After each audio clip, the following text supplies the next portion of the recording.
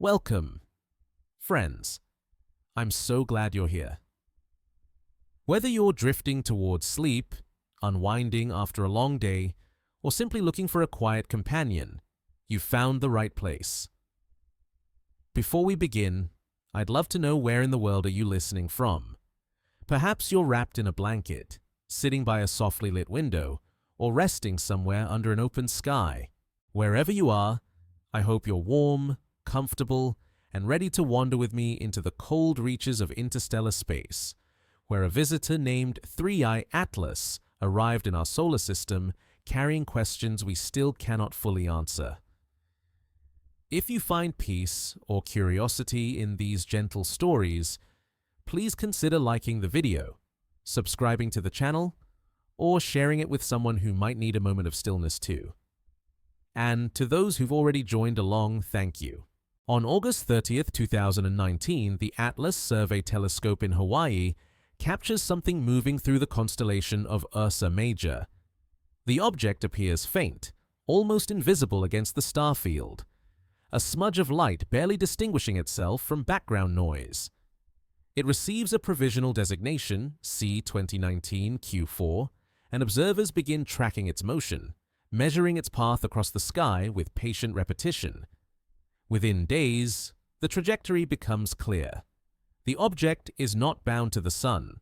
Its orbit is hyperbolic, open-ended, a path that originates from somewhere beyond the solar system's gravitational embrace and will return there again. It is only the second confirmed interstellar comet ever detected, following 1i Oumuamua 2 years prior, and it earns a new name, 3i Atlas, the third interstellar object on record, though one catalog entry was later removed. The comet moves inward toward perihelion, its closest approach to the Sun, scheduled for late May 2020. Astronomers turn their instruments towards it, eager to study an object formed around another star, shaped by different conditions, carrying chemistry from a distant molecular cloud. But 3i Atlas does not behave as expected. Even as it is discovered, it is already fragmenting. The brightness fluctuates irregularly. The coma, the cloud of gas and dust surrounding the nucleus, appears diffuse, asymmetric, not the neat spherical halo of a solid body responding to solar heating. Something about this visitor is unstable, or perhaps was never stable to begin with. Observers note the comet's unusual faintness given its distance. Most comets brighten predictably as they approach the Sun, their icy surfaces sublimating under increasing radiation, releasing gas and dust in exponential curves. 3i Atlas brightens. Yes, but not smoothly. The light curve stutters. There are jumps, pauses, irregular surges that suggest not a single nucleus responding to heat, but multiple sources of activity. Multiple fragments, each contributing their own outgassing signature. Teams using the Hubble Space Telescope, the Very Large Telescope, and others begin piecing together images, spectra, and photometric data. What they see is not one object. It is a dispersing cloud, a debris field elongating along the comet's trajectory, pieces drifting apart slowly, almost reluctantly, as if held together by memory rather than gravity. The realization settles in gradually. 3i Atlas may never have been a single comet. It may have arrived as a system, a cluster, a family of fragments loosely bound, traveling together through the interstellar medium for millions or billions of years. Or perhaps it was once whole and broke apart recently, catastrophically, or gently, under stresses that remain unclear.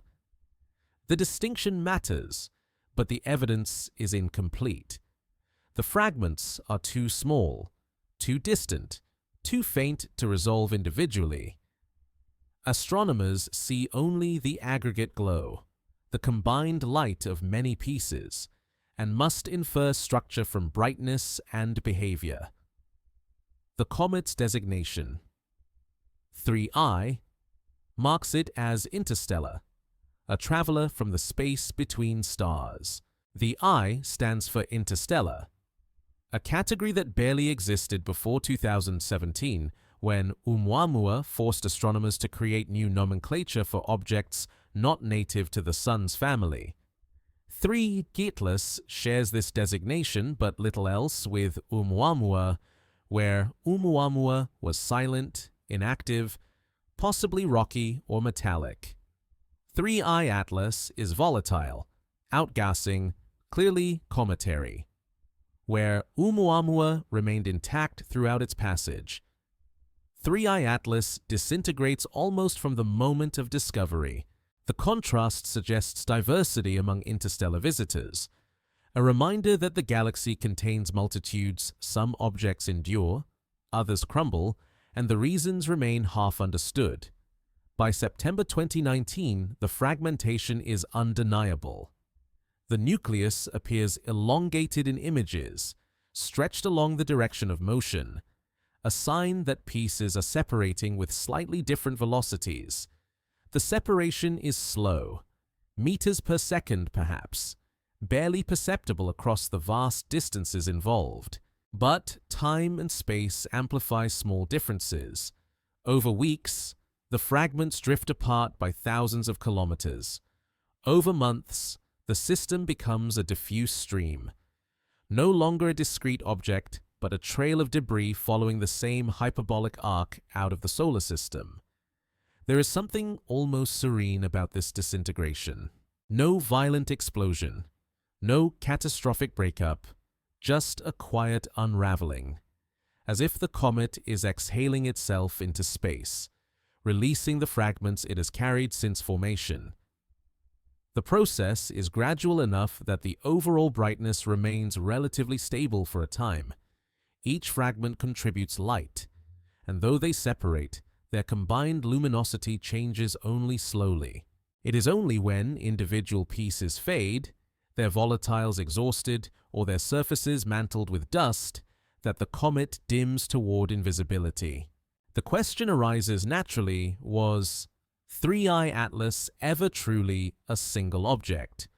Or did it spend its entire existence as a loose assemblage, held together by the weakest of gravitational bonds, surviving the interstellar journey only because space is so empty, so devoid of disruptive forces, that even the most fragile structures can endure for eons?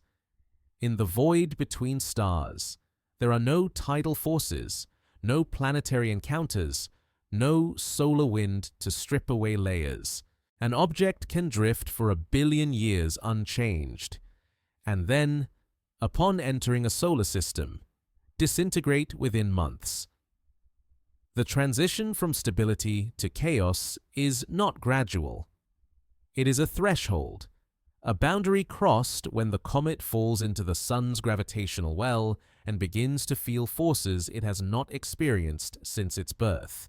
Astronomers propose that 3I Atlas might be what is called a rubble pile, not a monolithic body but a collection of smaller fragments, perhaps dozens or hundreds, held together by their mutual gravity. Rubble piles are common in the solar system, particularly among asteroids and comet nuclei.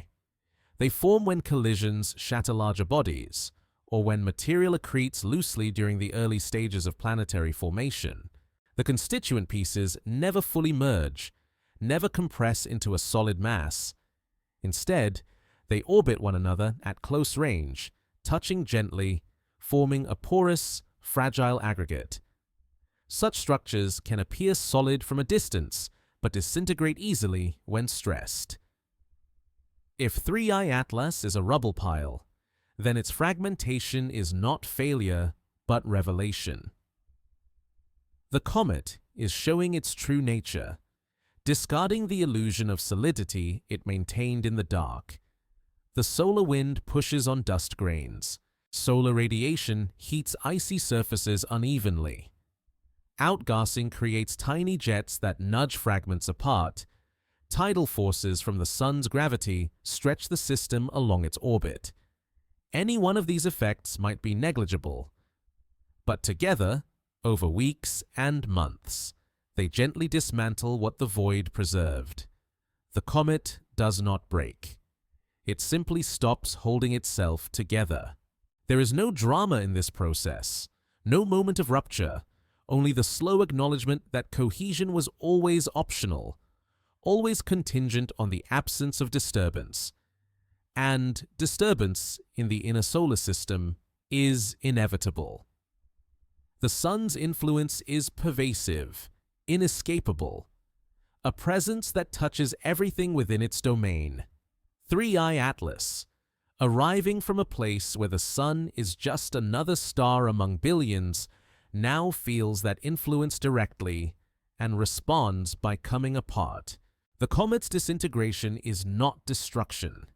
It is transformation, a return to the multiplicity from which it may never have fully emerged. The observations continue through September and into October 2019, telescopes tracking the comet's motion and monitoring its brightness. The data accumulates slowly, each night adding a few more measurements, a few more images, building a portrait of an object that refuses to remain constant. Astronomers notice that the comet's light output fluctuates on timescales of hours to days, variations that suggest rotating fragments tumbling as they separate, each presenting different surface areas to the Sun and to Earth-based observers. The light curve becomes a puzzle, a superposition of multiple signals, each fragment contributing its own periodic brightening and dimming, all mixed together into a composite glow that rises and falls unpredictably. Spectroscopic observations reveal the chemical signature of outgassing. The comet is releasing cyanide radicals, molecular carbon, hydroxyl groups, the standard products of cometary sublimation, ices heated by sunlight and transformed directly from solid to gas without passing through liquid. Water ice, carbon monoxide, carbon dioxide, methane. These are the volatiles that give comets their activity, the frozen remnants of the molecular cloud from which they formed.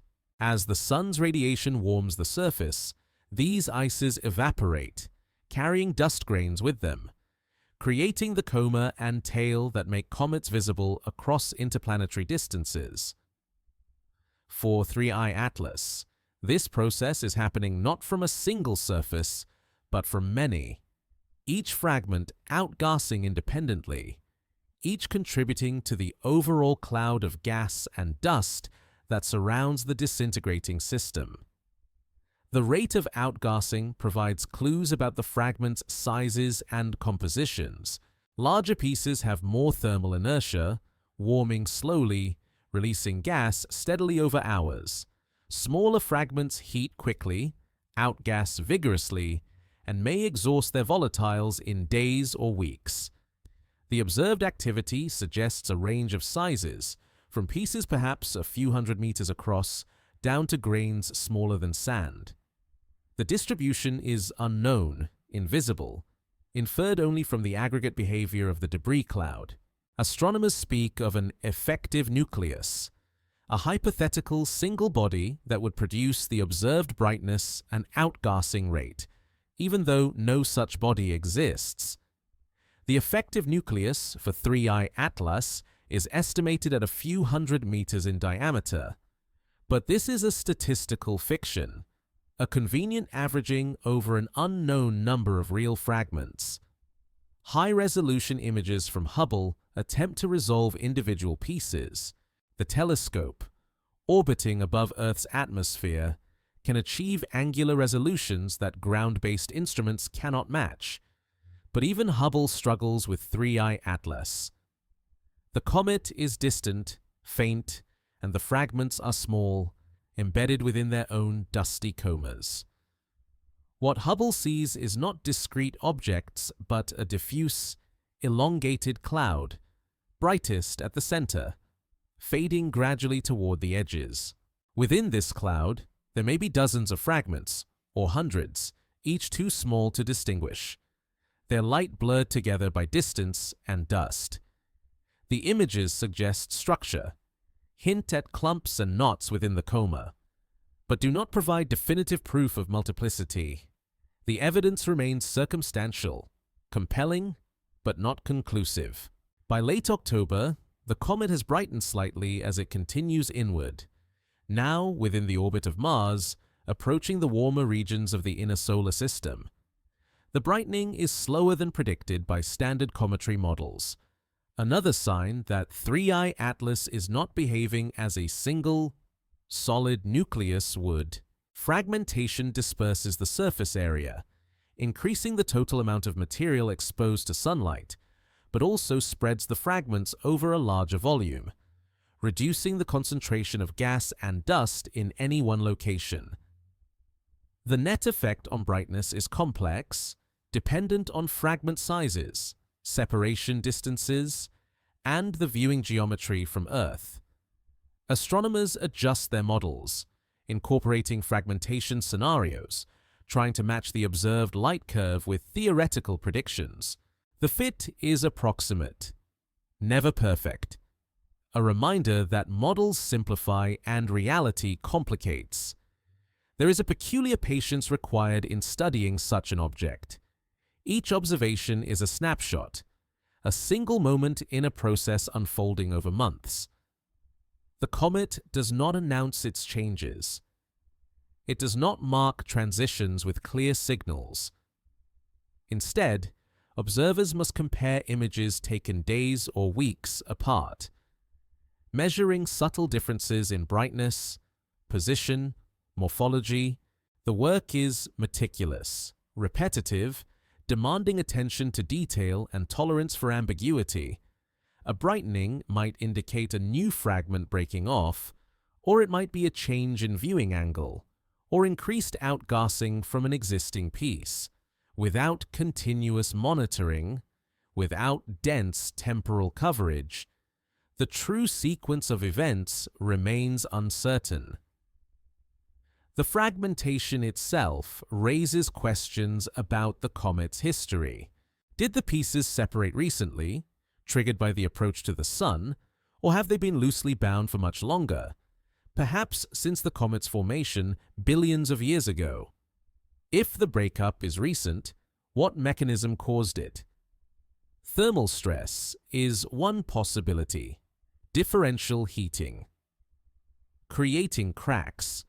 Expanding ice, fracturing the nucleus. Weaknesses propagating until the body splits. Rotational stress is another. If the comet was spinning rapidly, centrifugal force could overcome the weak gravity holding the fragments together, flinging pieces outward slowly, increasing the separation over time. Tidal forces are a third option. Though 3I Atlas does not pass close enough to the Sun or any planet for tides to be dominant, more likely, the fragmentation is a combination of factors: small stresses accumulating, exploiting existing weaknesses, nudging the system toward disintegration. If the comet has been a loose assemblage since formation, then its survival through the interstellar journey is remarkable. The space between stars is not entirely empty. There is gas, dust, the occasional high-energy particle.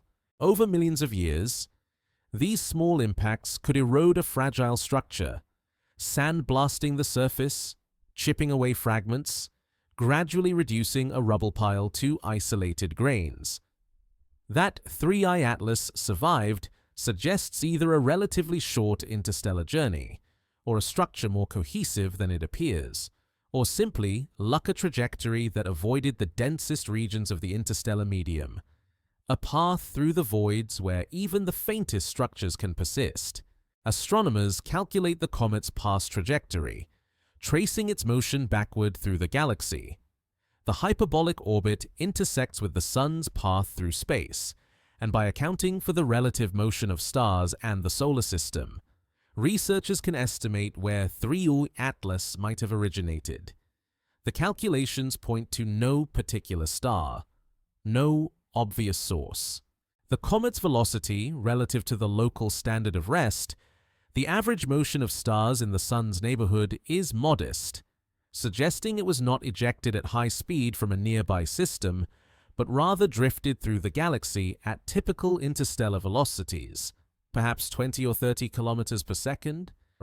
At such speeds, the journey from a star a few hundred light years away would take tens of millions of years, time enough for the Sun to move significantly, for the galaxy's rotation to shuffle stellar positions, erasing clear lines of origin. The comet's composition offers few additional clues. Spectroscopy reveals molecules and dust grains consistent with comets in our own solar system. No exotic chemistry, no unexpected elements. This similarity is both reassuring and puzzling. It suggests that planet formation around other stars follows similar processes, produces similar materials, as if the galaxy has a standard recipe for building comets: water ice, carbon compounds, silicate dust. These ingredients appear universal, at least within the sample size of 3 interstellar objects. Whether this homogeneity is real or an artifact of observational bias remains uncertain. Perhaps the galaxy produces diverse comets, but only the ones resembling solar system comets are bright enough, active enough to be detected. 3I Atlas continues its slow disintegration, fragments drifting apart, each piece following a slightly different trajectory, velocities diverging by meters per second. Over weeks, these small differences become kilometers of separation. Over months, the fragments will spread along the orbital path, forming a stream of debris stretched across millions of kilometers. The stream will remain gravitationally bound to the Sun only briefly. The hyperbolic orbit ensures that all fragments will eventually escape, returning to interstellar space, though now as individuals rather than a collective. The system, if it ever was one, will dissolve entirely, each piece embarking on its own journey through the galaxy, destinations unknown, arrival times measured in millions of years. There is a quiet irony in this dispersal.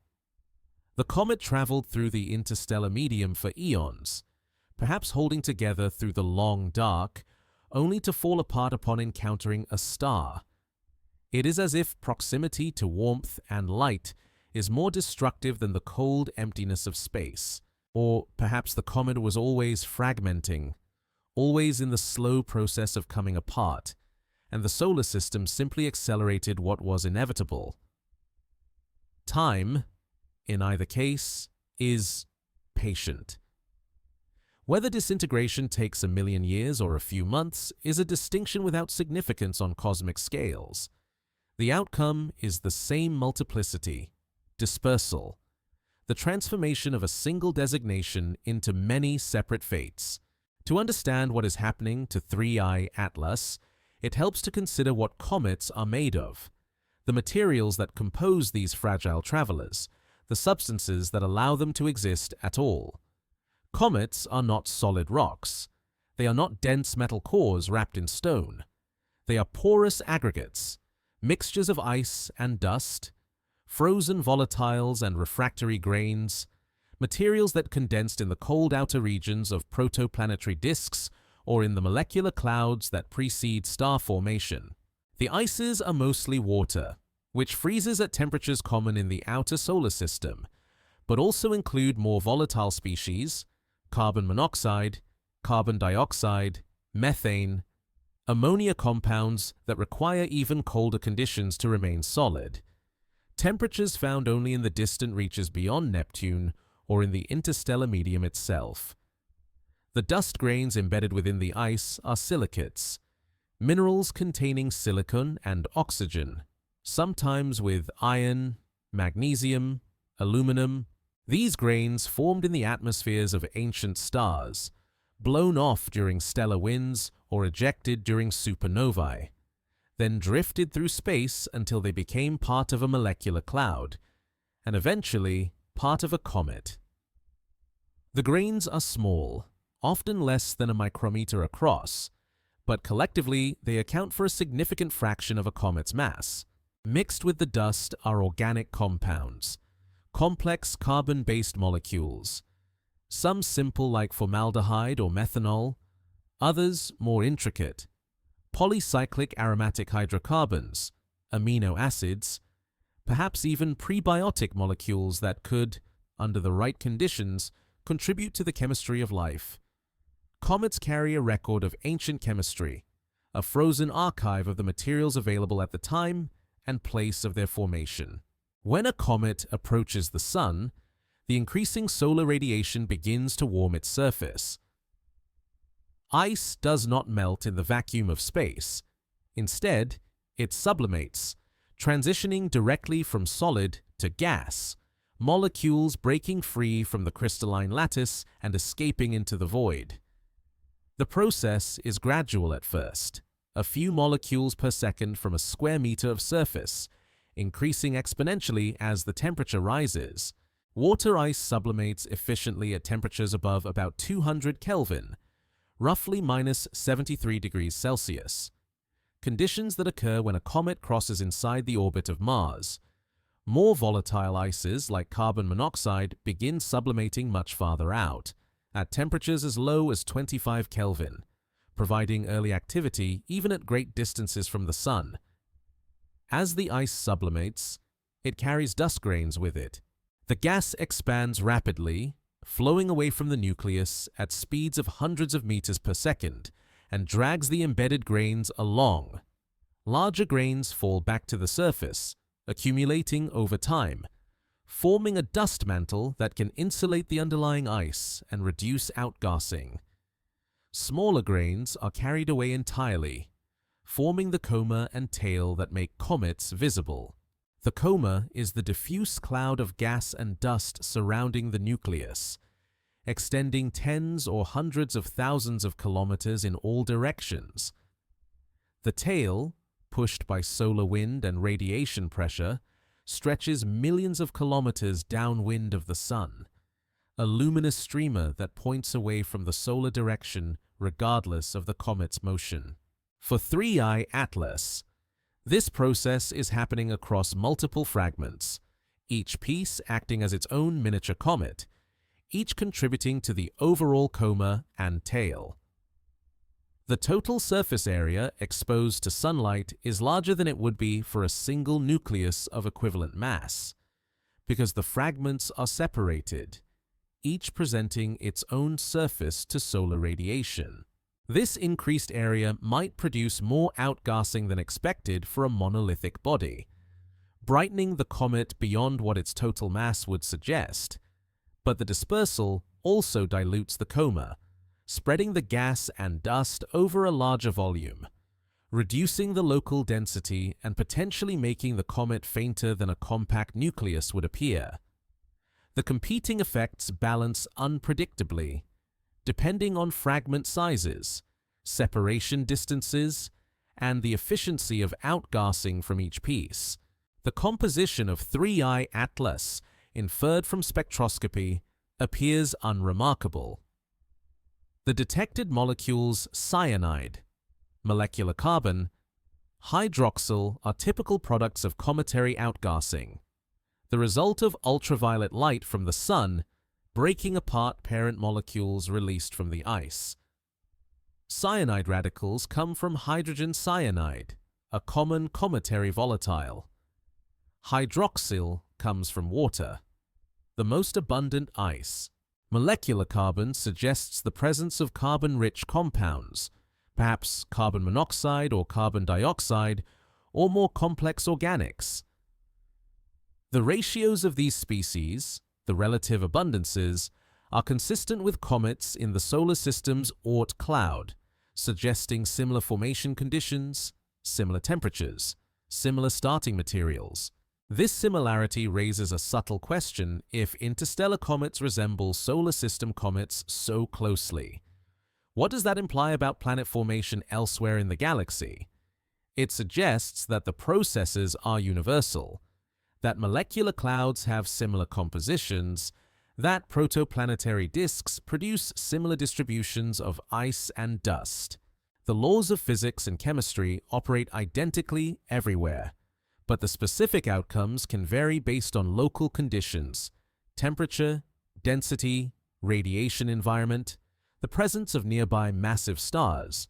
That 3-eye atlas appears compositionally similar to Oort cloud comets implies that its formation environment was not drastically different from the outer solar system, that wherever it formed, the conditions were cold, the materials abundant, the timescales long enough for aggregation and growth. Yet the similarity is incomplete. The fragmentation behavior of 3-eye atlas, the ease with which it disintegrates, suggests a structure more fragile than many solar system comets. Not all comets fragment easily. Some survive multiple passages through the inner solar system, their nuclei remaining intact through repeated heating and outgassing. Others, like 3-eye atlas, fall apart on their first approach, as if the thermal stress or tidal forces are too much for their weakly bound structures to endure. The difference may lie in formation history. Comets that form through gentle accretion, grains sticking together in low-velocity collisions, might remain porous and loosely bound. Comets that experience collisions or tidal disruptions early in their history might be partially compacted, their interiors compressed, their strength increased. 3-eye atlas may belong to the former category, a body that never experienced significant compaction, never developed the internal cohesion that would allow it to survive thermal stress. The dust grains themselves, as they are released from the sublimating ice, follow complex trajectories. Radiation pressure from sunlight pushes them away from the sun, the force proportional to the grain's cross-sectional area but independent of its mass, meaning smaller grains are pushed more effectively than larger ones. This size-dependent acceleration sorts the dust into streams, smaller grains forming the Type II tail that points directly away from the sun, larger grains lagging behind, curving along the comet's orbit. The result is a complex dust environment, particles of all sizes distributed through the coma and tail, some escaping to interplanetary space, others falling back to the fragments, still others colliding with each other, fragmenting further, grinding down to ever smaller sizes. The organic compounds released during outgassing are of particular interest. These molecules, formed in cold environments, preserved in ice for billions of years, represent a direct sample of prebiotic chemistry. Some of the organics detected in comets are the same molecules found in meteorites, in interstellar clouds, in the atmospheres of Titan and other icy moons. Their presence suggests a common chemical heritage, a shared set of processes that produce complex carbon molecules wherever conditions allow. Whether these molecules could contribute to the origin of life on planets is a question still debated, but their ubiquity across the solar system, and now in interstellar comets, suggests that the building blocks of life may be widespread in the galaxy, delivered to young planets by cometary impacts during the late stages of planetary formation. For 3-eye atlas, the outgassing will continue as long as the fragments remain warm enough, as long as they retain volatiles on or near their surfaces. But sublimation is a self-limiting process. The released gas cools the surface through evaporative cooling, counteracting solar heating. The accumulating dust mantle insulates the interior, reducing the heat flow inward. Over time, the outgassing rate declines, the coma fades, the comet dims. Eventually, the surface volatiles are exhausted or buried under dust, and the fragment becomes inactive, a dark, inert body, indistinguishable from an asteroid except for its trajectory. Some fragments may retain subsurface ice, reservoirs that could be reactivated if the object passes close to the sun again. But for 3-eye atlas, there will be no second pass. The hyperbolic orbit ensures that each fragment's encounter with the sun is singular, a one-time exposure to warmth before returning to the cold. There is something almost melancholy in this process, the irreversible transformation of ice into gas, solid into void, structure into dispersal. The comet does not regenerate. It does not heal. It only diminishes. Each day slightly less massive, slightly less active, moving inexorably toward dormancy. The outgassing that makes comets visible is also the mechanism of their destruction, a beautiful contradiction. Visibility requiring self-consumption. To be seen, a comet must give itself away, molecule by molecule, grain by grain, until nothing remains but a dark remnant, silent and forgotten, drifting through space with no record of the light it once produced. The hypothesis that 3I Atlas is not a single object but a rubble pile, a gravitationally bound swarm of fragments, requires considering how such structures form and what holds them together. Gravity is the weakest of the fundamental forces, negligible at human scales, barely perceptible even for objects the size of mountains. A fragment a few hundred meters across has a surface gravity thousands of times weaker than Earth's, so faint that a person standing on its surface could jump into orbit with a running start. Yet this minuscule gravitational attraction is sufficient, in the absence of other forces, to hold a collection of fragments together, binding them into a loose aggregate that persists for millions of years. Rubble piles form in several ways. The most common is through collision. When two comets or asteroids collide at modest speeds, the impact does not always result in complete disruption. Instead, the bodies shatter, producing hundreds or thousands of fragments, and these fragments, moving slowly relative to one another, remain within each other's gravitational influence. Over time, they reaccumulate, settling into a new configuration, a loose pile of debris that resembles a single object from a distance but is internally fractured, porous, held together by the gentlest of bonds. Many asteroids in the solar system are suspected rubble piles, their low densities and irregular shapes consistent with porous, fragmented interiors. Another formation mechanism is tidal disruption. When a small body passes close to a much larger one, a comet near a planet. For instance, the gravitational gradient across the small body can exceed its internal strength.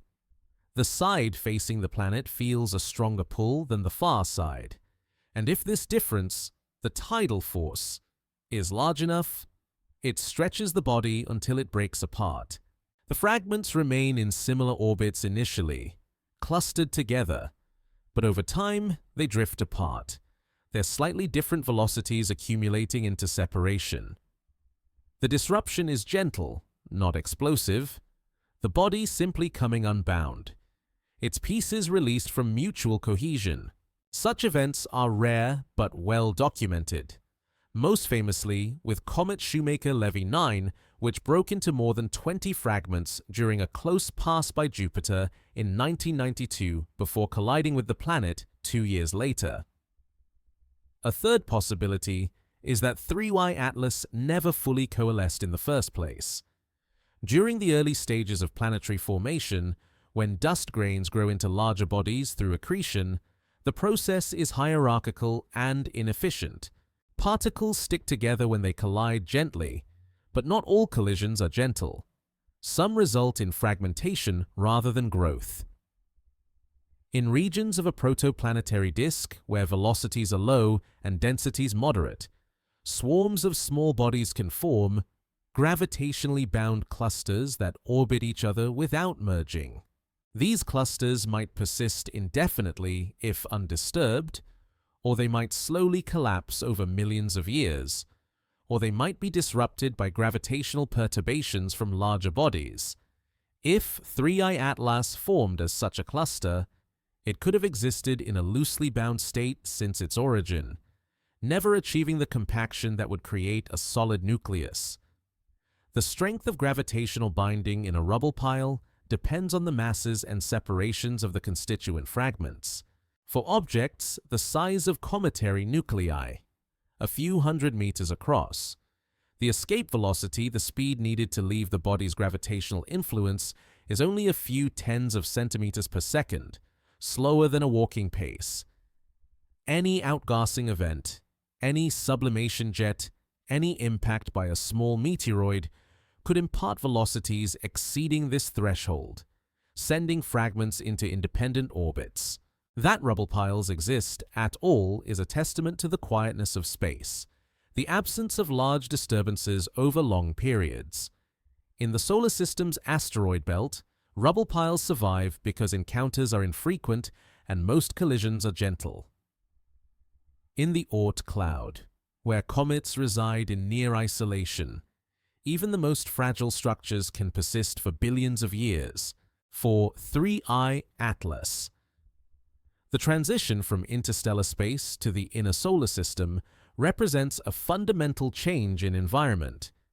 In the interstellar medium, the comet experiences no significant forces other than its own internal gravity.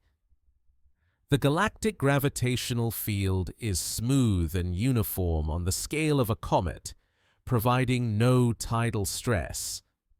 Radiation from distant stars is faint, producing no significant heating or outgassing. The occasional interstellar grain impacts the surface at high velocity, but such events are rare, perhaps once per century for a body a few hundred meters across.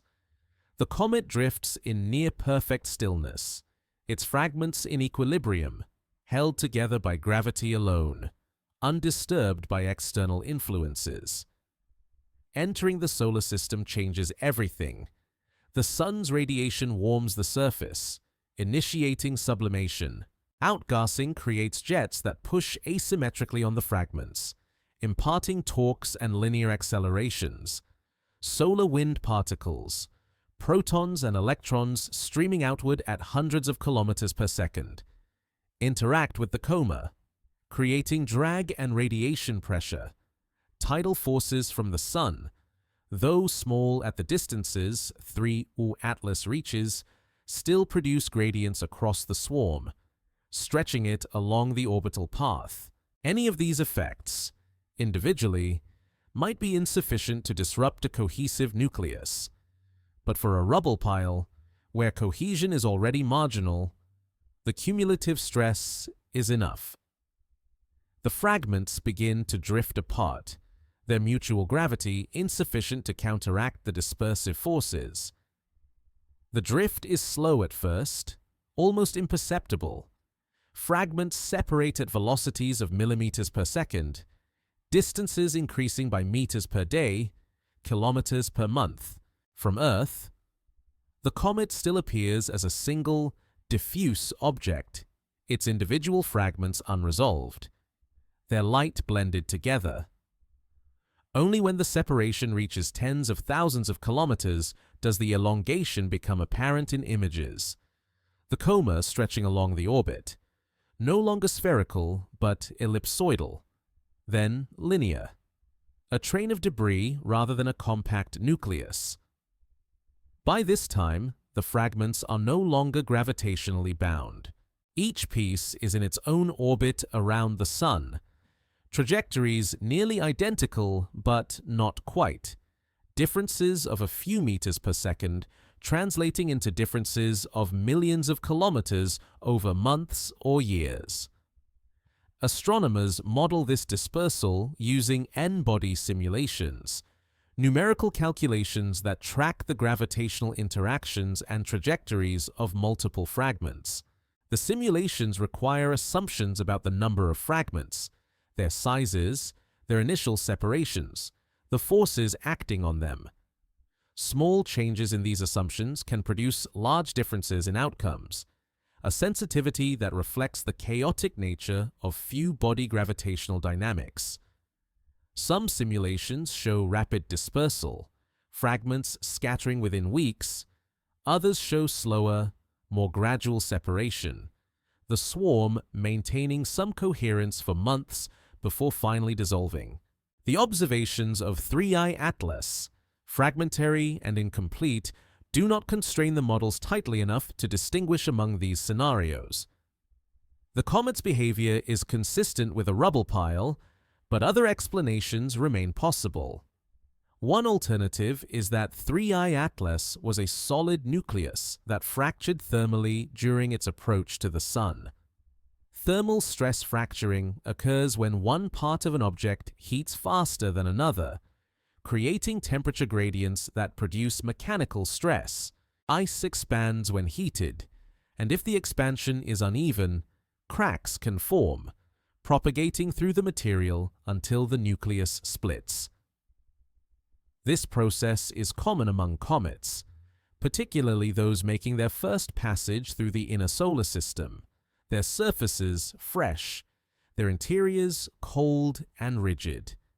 The fractures may not produce an immediate breakup, but instead create weaknesses that deepen over time, eventually causing the nucleus to separate into pieces. Another alternative is rotational fission, the breakup of an object due to excessive spin. If a comet is rotating rapidly, centrifugal force at the equator can exceed the gravitational force holding the body together, flinging material outward for small bodies with weak gravity. The critical rotation period, the shortest period before material begins to escape, is only a few hours. If 3I Atlas was spun up by asymmetric outgassing, torques applied unevenly by sublimation jets, it could have reached this critical threshold, shedding fragments from its equator. The dispersed fragments would initially orbit the nucleus, but drag from outgassing or perturbations from solar gravity would gradually separate them, creating the observed debris field. Each explanation has strengths and weaknesses, evidence and gaps. The rubble pile hypothesis explains the observed fragmentation naturally, requiring no special event to trigger breakup, only the accumulated stress of approaching the Sun. But it requires that the comet survive the interstellar journey as a loosely bound structure, a fragile state maintained for millions or billions of years. Thermal fracturing explains the timing of breakup, occurring as the comet warms, but requires assumptions about internal composition and stress distribution. Rotational fission explains the dispersal pattern, but requires that the comet was spinning rapidly, a condition that is possible but not certain. The truth may involve all three mechanisms acting together, compounding each other's effects, producing a breakup that no single process could achieve alone. Tidal forces, though subtle, play a role in the dynamics of fragile bodies passing through gravitational fields. The term tidal originates from Earth's oceans, the way the moon's gravity pulls on the water nearest to it more strongly than on the planet's center, creating a bulge that manifests as rising and falling tides. The same principle applies to any object in a gravitational gradient, the difference in force across the body's extent creating stress that can, if strong enough, overcome the object's structural integrity. For solid, cohesive bodies, tidal forces are rarely significant except during extremely close approaches.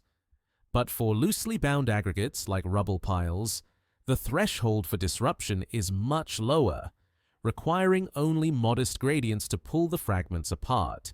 The Roche limit defines the distance at which tidal forces from a massive body equal the self-gravity holding a smaller body together. Inside this limit, a rubble pile will disintegrate, its fragments drifting apart, unable to maintain cohesion against the stretching force of the gradient. The exact distance depends on the densities of both bodies and the internal strength of the smaller one. For a comet orbiting the Sun, the Roche limit lies very close to the solar surface, well within the orbit of Mercury, a region few comets ever reach. 3I Atlas at perihelion would have been far outside this limit, experiencing tidal forces too weak to disrupt even a weakly bound structure directly. However, tidal forces need not cause immediate disruption to be significant. Even weak tides can perturb a rubble pile. slightly altering the relative positions and velocities of its constituent fragments. These perturbations, small at first, can accumulate over time, especially if combined with other effects like outgassing or rotation. A fragment on one side of the swarm might experience a slightly stronger solar pull than one on the other side, creating a differential force that slowly increases their separation. Over days or weeks, this gentle stretching can amplify, particularly if the fragments are already barely bound, their mutual gravity marginal. The tidal force does not tear the comet apart dramatically, but rather nudges it toward instability, tipping a precarious balance that was already close to collapse. Tidal effects also interact with the comet's orbit in complex ways. As 3I Atlas moves along its hyperbolic trajectory, the distance to the Sun changes continuously, and so does the strength of the tidal gradient. Near perihelion, when the comet is closest to the Sun, the tidal force reaches its maximum, stretching the swarm most intensely. Before and after perihelion, at greater distances, the force diminishes, allowing gravity to attempt to pull the fragments back together. But if the separation velocity exceeds the escape velocity, even slightly, the fragments will never reaccumulate. They will drift apart indefinitely, each on its own trajectory, the swarm dissolving into a stream of independent bodies. The concept of escape velocity is central to understanding rubble pile dynamics. For 3I Atlas, with an estimated effective diameter of a few hundred meters and a density typical of comets, perhaps 500 kilograms per cubic meter, accounting for high porosity, the escape velocity from the surface is on the order of 10 to 20 centimeters per second. This is extraordinarily low, slower than a gentle breeze, barely perceptible as motion. Any process that imparts velocity to a fragment outgassing jets, thermal expansion, collisions with ejected dust can easily exceed this threshold, sending the fragment into an independent orbit. The comet's gravity, already feeble, becomes irrelevant once the fragment is moving away faster than gravity can pull it back. Outgassing provides a natural mechanism for imparting such velocities. When ice sublimates from the surface, the escaping gas exerts a reaction force, like a tiny rocket engine, pushing the fragment in the opposite direction. For a solid nucleus, this force is distributed across the entire surface, and though it can alter the orbit slightly, it rarely causes fragmentation. For a rubble pile, where each fragment is independent, the outgassing from one piece pushes it away from the others. The forces are uneven, jets forming in locations where ice is exposed, pushing some fragments harder than others. Over time, the differential acceleration accumulates, and the swarm spreads out, no longer held together by gravity, each fragment following its own path. The interplay between tidal forces, outgassing, and rotation creates a dynamical environment that is difficult to predict precisely. Small perturbations cascade into larger effects through a process that is sensitive to initial conditions. A fragment that happens to begin outgassing slightly earlier than its neighbors gains a small velocity advantage, which increases its separation, which changes the gravitational force it experiences from the other fragments, which alters its trajectory further. The system is chaotic in the technical sense, meaning that tiny differences in starting conditions lead to vastly different outcomes over time. Two nearly identical rubble piles, differing only in the placement of a single fragment, might disperse in completely different ways, one staying loosely bound for months, the other scattering within days. Observations of 3I Atlas cannot resolve this level of detail. The fragments are too small, too distant, their individual motions invisible. What astronomers see is the aggregate result, the overall spreading of the debris cloud, the gradual elongation along the orbit.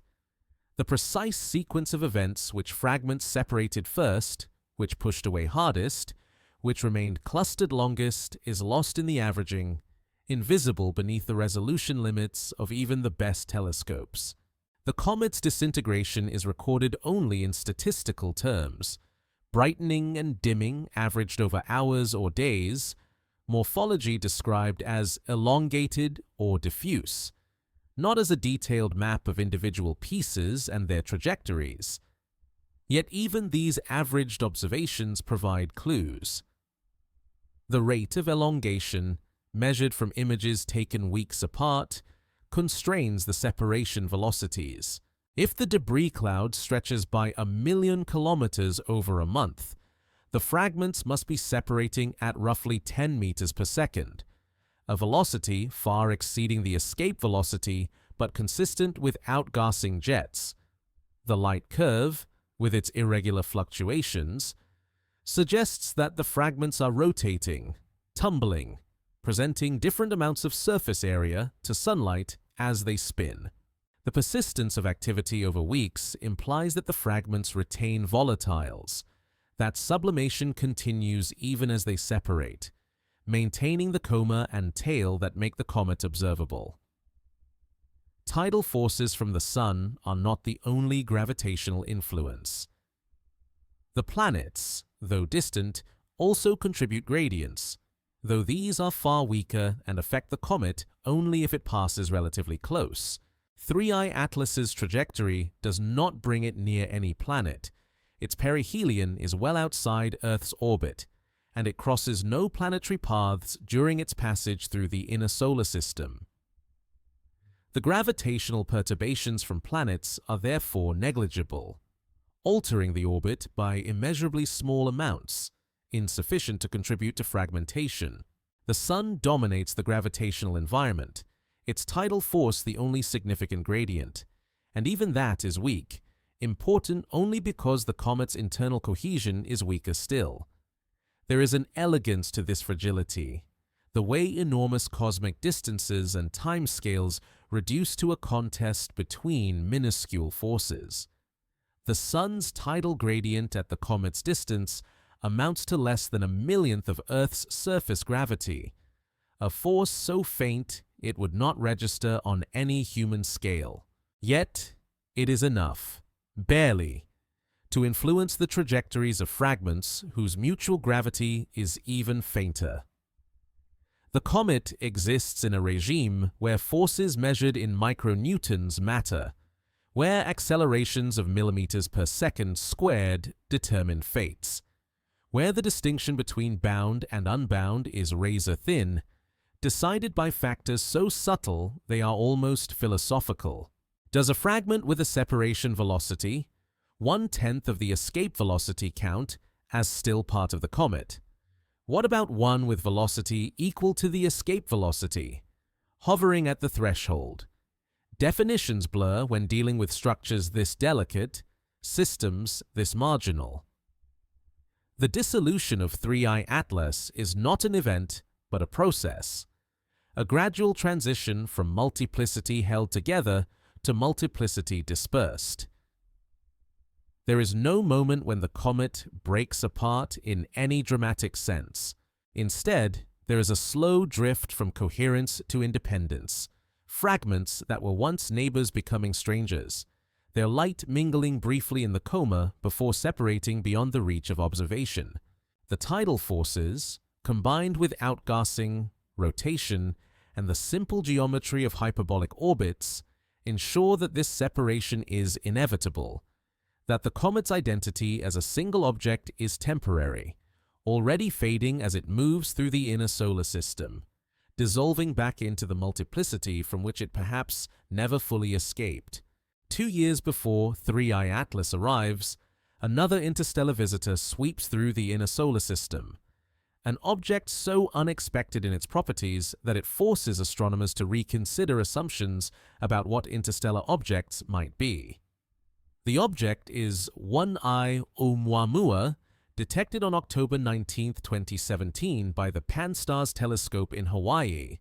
Its name, chosen from Hawaiian, means scout or messenger from afar arriving first, an acknowledgement of its status as the first confirmed interstellar object ever detected passing through the solar system. Oumuamua's trajectory is hyperbolic, its velocity relative to the Sun too high for solar gravity to capture it, confirming an origin beyond the Sun's influence, somewhere in the galaxy's vast population of stars. But Oumuamua is unlike any comet previously observed. It shows no coma, no tail, no sign of outgassing despite passing well within Earth's orbit. Its brightness varies dramatically with a period of about 8 hours, suggesting a highly elongated shape, tumbling end over end, perhaps 10 times longer than it is wide. Estimates place its dimensions at roughly 200 meters by 20 meters. A cigar-shaped or pancake-shaped object, depending on how the data is interpreted, rotating in a complex, non-principal axis tumble. Its color is reddish, consistent with surfaces exposed to cosmic rays over long periods, organic compounds processed by radiation into complex, darkened tars. The object's reflectivity is low, darker than most asteroids, suggesting a surface weathered by eons in the interstellar medium. The absence of activity puzzles astronomers. If Oumuamua is a comet, why does it not outgas? Several explanations are proposed. Perhaps it is covered by a thick dust mantle, insulating any underlying ice from solar heat, preventing sublimation. Perhaps it formed in a particularly warm region of its parent system and lost all its volatiles early, leaving only refractory material. Perhaps it is not a comet at all, but an interstellar asteroid, a rocky body ejected from a planetary system, composed of silicates and metals rather than ice. Each explanation has difficulties, gaps between what is observed and what is expected, but without more data, the question remains unresolved. Adding to the mystery, Oumuamua's trajectory shows a small but measurable non-gravitational acceleration, a tiny push that cannot be explained by the Sun's gravity or the gravitational influence of the planets. The acceleration is consistent with outgassing, a comet jet pushing the object like a rocket, but no outgassing is detected. Other explanations are considered radiation pressure on a highly reflective or unusually shaped surface, a hydrogen iceberg sublimating invisibly, even more exotic possibilities like a light sail, though this last suggestion, while captivating for public imagination, lacks supporting evidence and is not favored by most researchers. The non-gravitational acceleration remains unexplained, a small anomaly in an already anomalous object. Comparing Oumuamua to 3I Atlas reveals how diverse interstellar visitors can be. Where Oumuamua is silent, 3I Atlas is active, clearly cometary, outgassing robustly, producing a visible coma and tail, where Oumuamua remains intact throughout its passage. 3I Atlas fragments almost immediately. Where Oumuamua's composition is ambiguous, possibly rocky. 3I Atlas is unambiguously icy, its spectroscopy confirming the presence of volatiles typical of comets. The two objects seem to represent different populations, different formation environments, or different evolutionary states, as if the galaxy produces a spectrum of interstellar bodies, each with its own history and characteristics. The difference in fragmentation behavior is particularly striking. Oumuamua's structural integrity, its ability to remain whole despite passing within 0.25 AU of the Sun closer than Mercury suggests, either a solid composition or a rubble pile held together by unusually strong cohesion. Perhaps it is a monolithic shard, a fragment of a larger body broken by collision, its surfaces fused or sintered by impact energy. Perhaps it is a rubble pile with higher internal friction, fragments pressed together tightly enough that outgassing or tidal forces cannot separate them.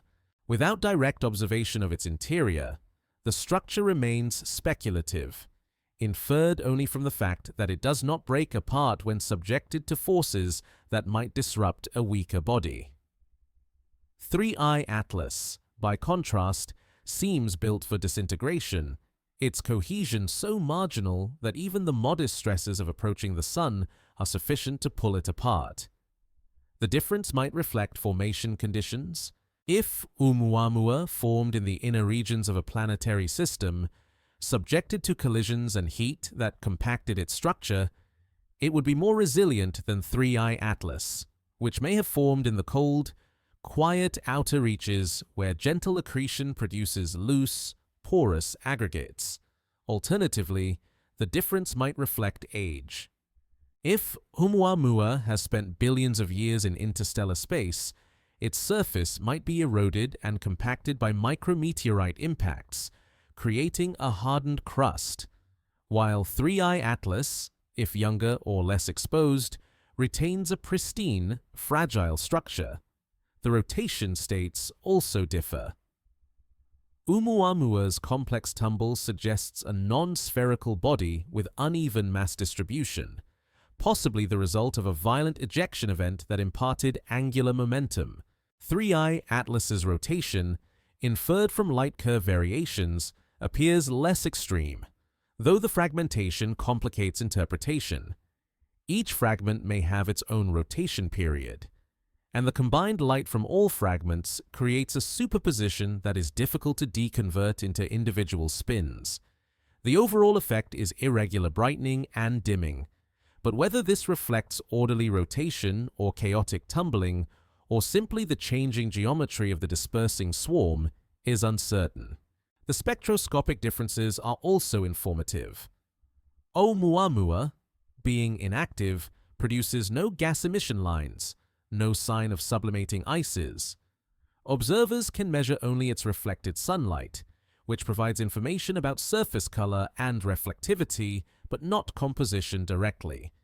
The reddish hue suggests organic material, but this is a surface property, possibly the result of billions of years of exposure to cosmic rays and ultraviolet light, and may not reflect the bulk composition. 3I Atlas, actively outgassing, reveals its composition directly through emission lines. The spectral signatures of molecules released from sublimating ice, the cyanide, carbon, and hydroxyl detected confirm the presence of volatile ices, matching the composition of solar system comets. One speculation, tentative and unprovable with current data, is that Oumuamua and 3I Atlas represent the endpoints of cometary evolution.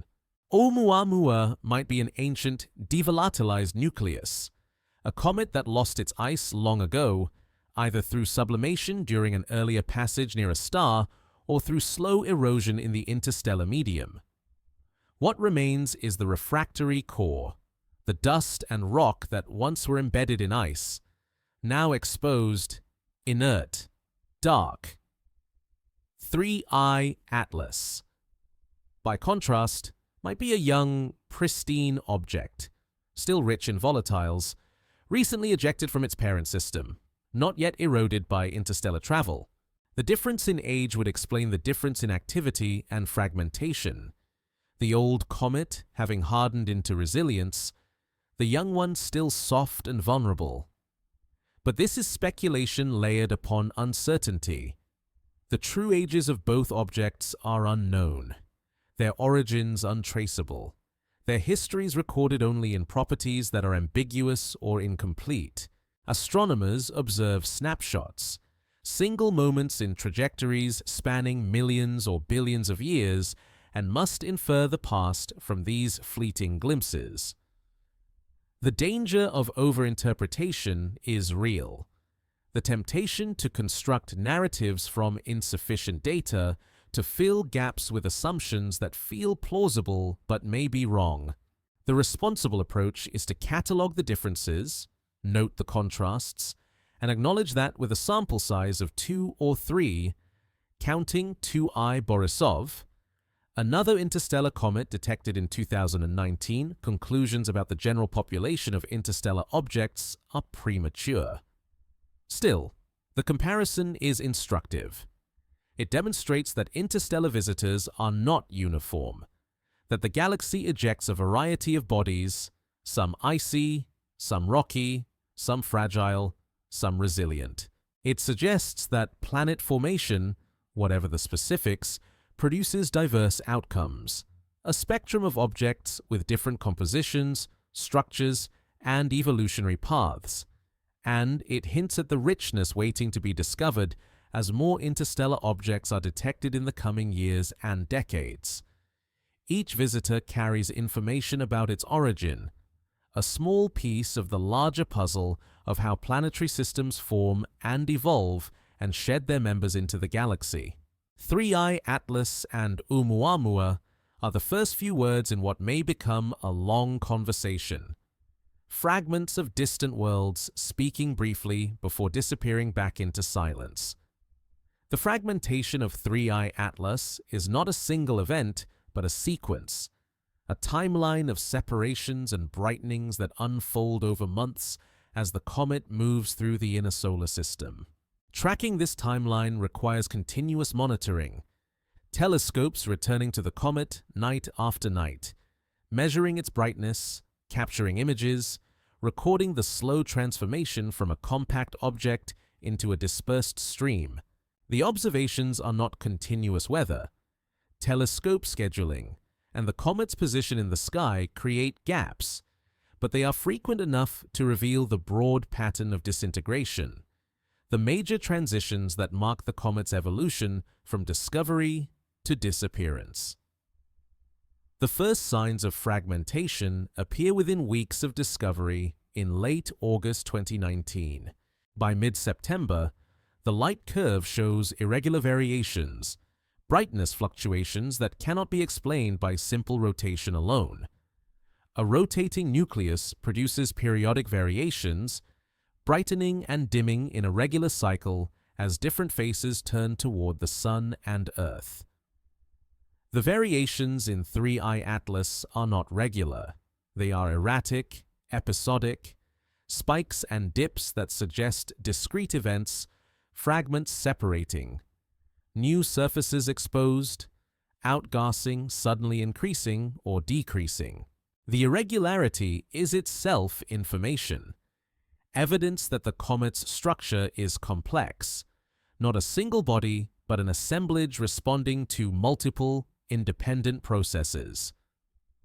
By October, images from Hubble and other high-resolution instruments begin to show elongation, the coma stretching along the orbital path rather than remaining spherical.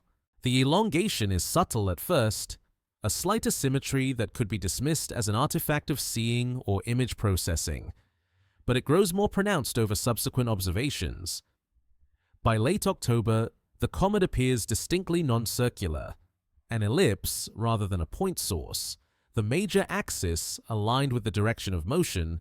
This geometry is characteristic of a fragmenting nucleus, pieces separating along the orbit, each fragment carrying its own coma, the individual clouds overlapping to create an elongated composite.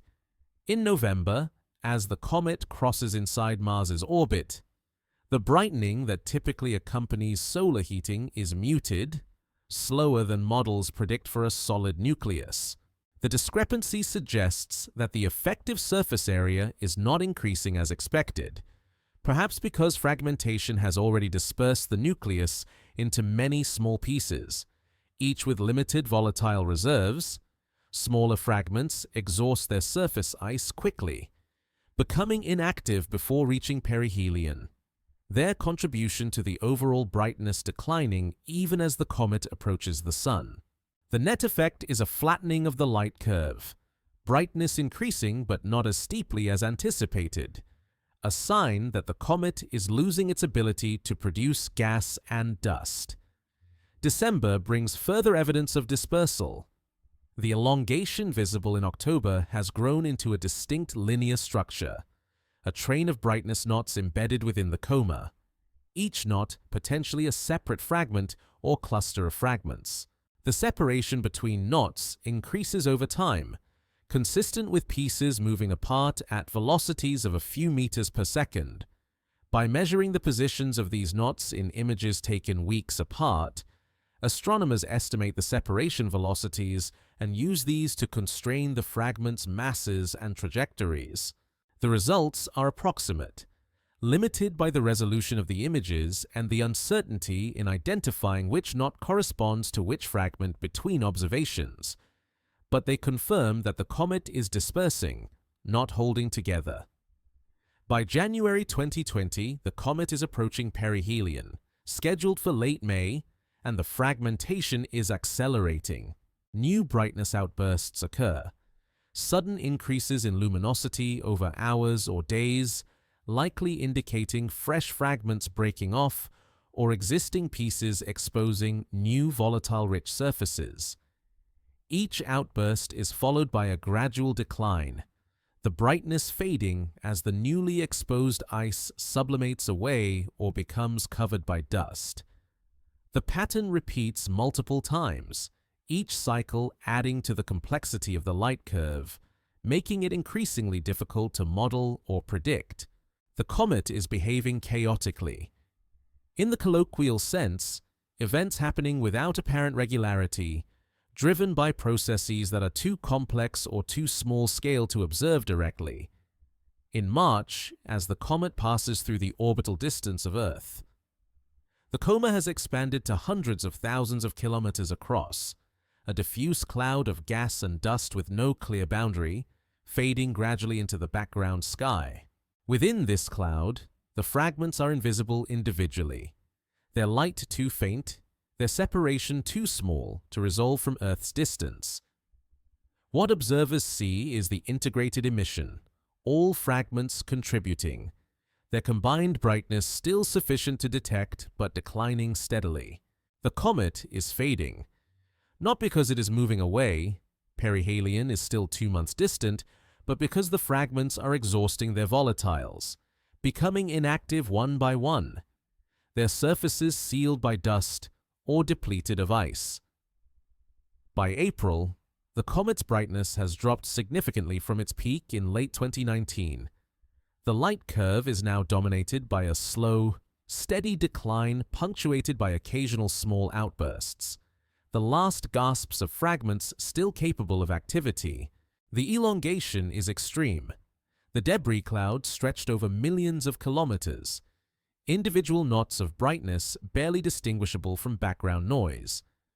Observers continue to monitor, but the observations become more difficult as the comet fades, requiring longer exposures, larger telescopes, more careful image processing to extract signal from the increasing noise.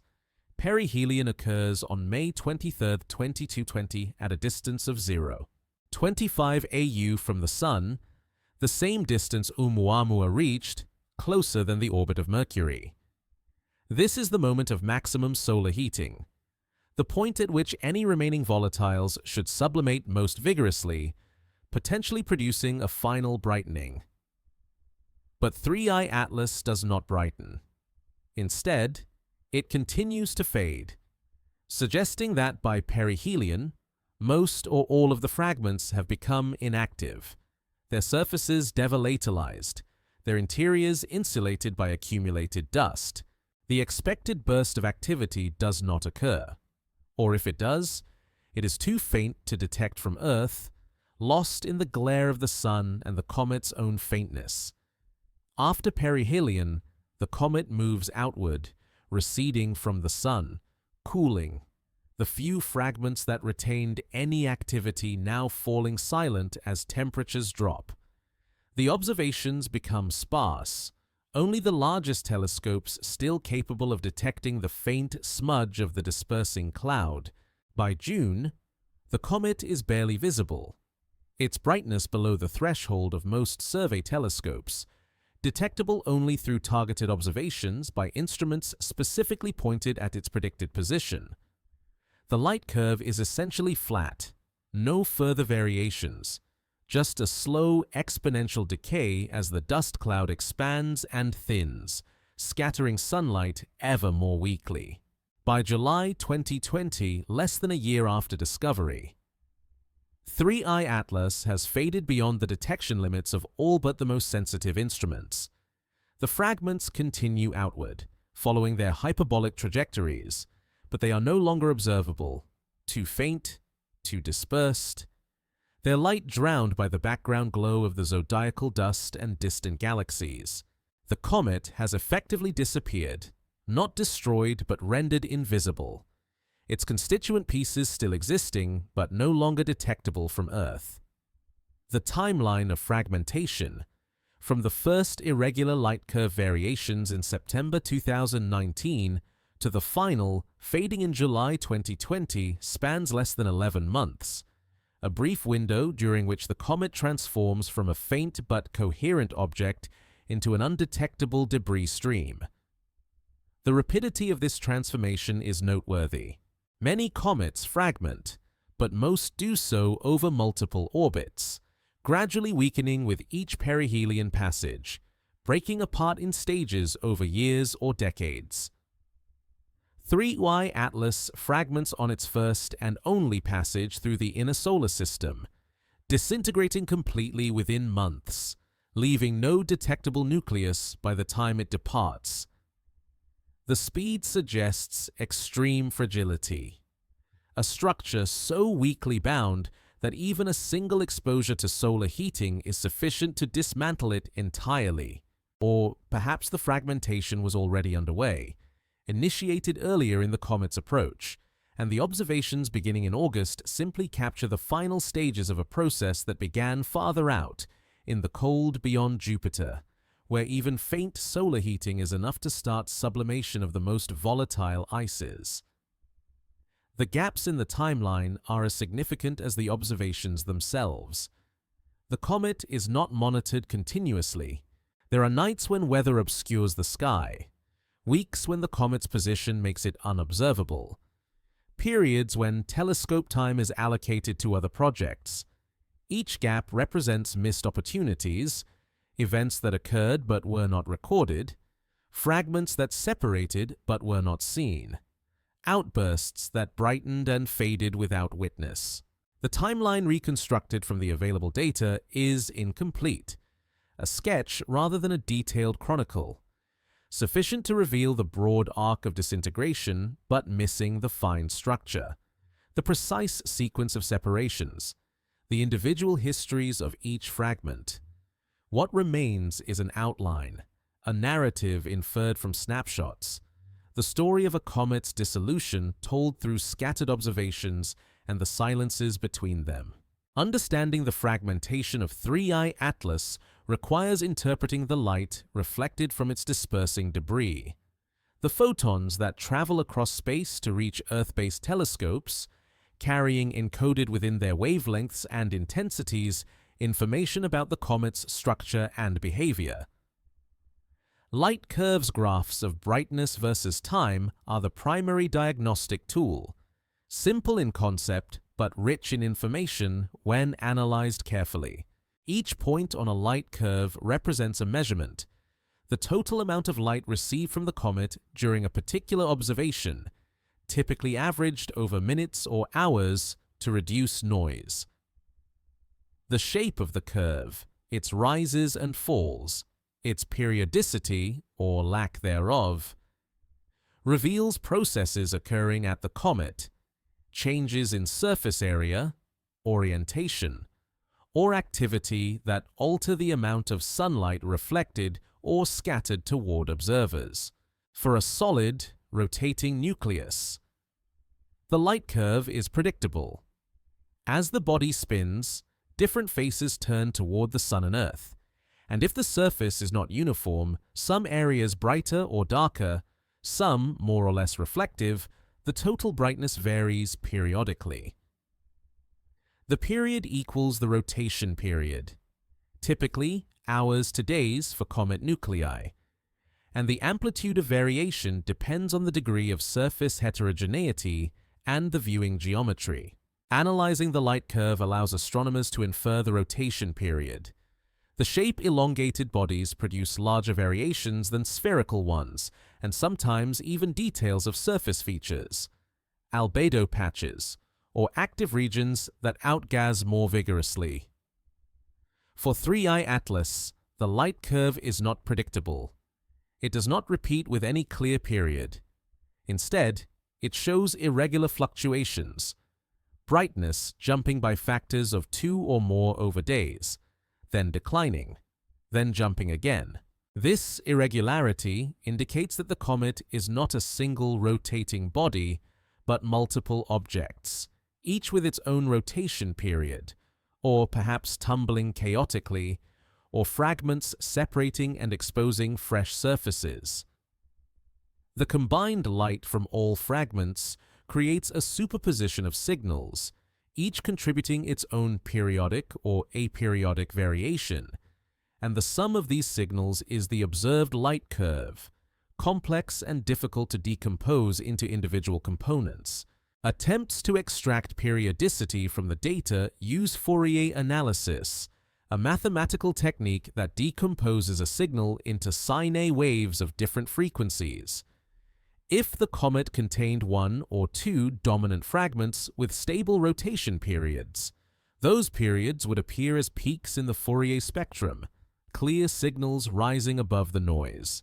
For 3I Atlas, the Fourier analysis shows no strong peaks, only broad, weak features that might indicate periods of several hours, but could also be artifacts of the irregular sampling or the intrinsic variability of the outgassing. The absence of clear periodicity is itself informative, suggesting either a large number of fragments, so many that their individual periods average out into noise, or fragments that are tumbling or outgassing asymmetrically, producing brightness variations that are not strictly periodic. The absolute brightness of the comet, measured in magnitudes, provides an estimate of the total amount of light being scattered. By comparing the observed brightness to models of how sunlight scatters from dust grains, astronomers can estimate the total cross-sectional area of the debris cloud and, with assumptions about the albedo, the fraction of incident light that is reflected, the total surface area of the fragments. For 3I Atlas, the estimated effective diameter is a few hundred meters, but this represents an aggregate, the equivalent single sphere that would produce the observed brightness, not the actual size of any individual fragment. The true size distribution is unknown, possibly ranging from meter-sized boulders to millimeter-sized grains, with the total mass dominated by the largest pieces, but the total surface area, and thus brightness, potentially dominated by smaller fragments. Dust trails provide another diagnostic. As fragments outgas, they release dust grains that initially travel with the fragments, but then gradually drift away, pushed by radiation pressure from sunlight. The force on a dust grain depends on its size. Smaller grains experience stronger acceleration relative to their mass and are pushed away more rapidly. This size-dependent acceleration creates a trail, a stream of dust extending behind the comet along its orbit, with smaller grains farther from the nucleus and larger grains closer. Observing the dust trail's length, width, and brightness distribution allows astronomers to infer the dust production rate, the size distribution of grains, and the timing of outgassing events. A sudden increase in trail brightness might indicate a fragment breaking apart, releasing a burst of fresh dust, while a gradual brightening suggests sustained outgassing over days or weeks. For 3I Atlas, the dust trail is difficult to observe directly. The comet's faintness and the diffuse nature of the coma make it hard to distinguish the trail from the general background. High-resolution images from Hubble show hints of extended structure, faint wisps of brightness stretching along the orbital path, but these features are at the limit of detectability, barely distinguishable from noise or artifacts of image processing. Enhancing the images through filtering or subtraction of background sources sometimes reveals the trail more clearly, But the enhancements also risk introducing false features, patterns that look like structure but are actually noise amplified by the processing. Astronomers must balance sensitivity against the risk of overinterpretation, extracting as much information as possible without claiming more certainty than the data supports. The color of the light, measured by comparing brightness in different wavelength bands, provides information about the dust's composition and grain size. Smaller grains scatter blue light more efficiently than red light, a phenomenon called Rayleigh scattering, the same effect that makes Earth's sky blue. Larger grains scatter all wavelengths more equally, producing neutral or slightly reddish colors. For 3i Atlas, the observed color is slightly red, suggesting that the dust grains are larger than a micrometer, consistent with typical cometary dust. The color does not change significantly over time, indicating that the dust production does not shift dramatically towards smaller or larger grains as the comet fragments, or that any such shifts are too subtle to detect with the available data. Polarization measurements, which assess the orientation of light waves, can also constrain dust properties. Scattered sunlight becomes partially polarized, the degree of polarization depending on the scattering angle, the size and shape of the grains, and their composition. For comet dust, polarization typically increases with scattering angle, reaching maximum values when the Sun-Comet-Earth angle is around 90 degrees. Measuring polarization requires specialized instruments and careful calibration, and few such measurements exist for 3i Atlas due to its faintness. The limited data available show polarization consistent with other comets, neither unusually high nor unusually low, suggesting that the dust grains are similar in size and composition to those from solar system comets. No exotic properties that would distinguish interstellar dust from native material. The light curve's decline over time reflects the decreasing activity of the fragments. As each piece exhausts its surface, volatiles, or becomes covered by a dust mantle, it stops outgassing, stops contributing to the coma, and effectively disappears from the brightness budget. The overall light curve is the sum of contributions from all active fragments, so as fragments become inactive one by one, the total brightness declines.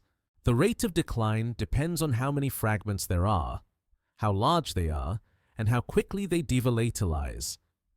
A rapid decline suggests many small fragments exhausting quickly, while a slow decline suggests fewer, larger fragments with more sustained activity.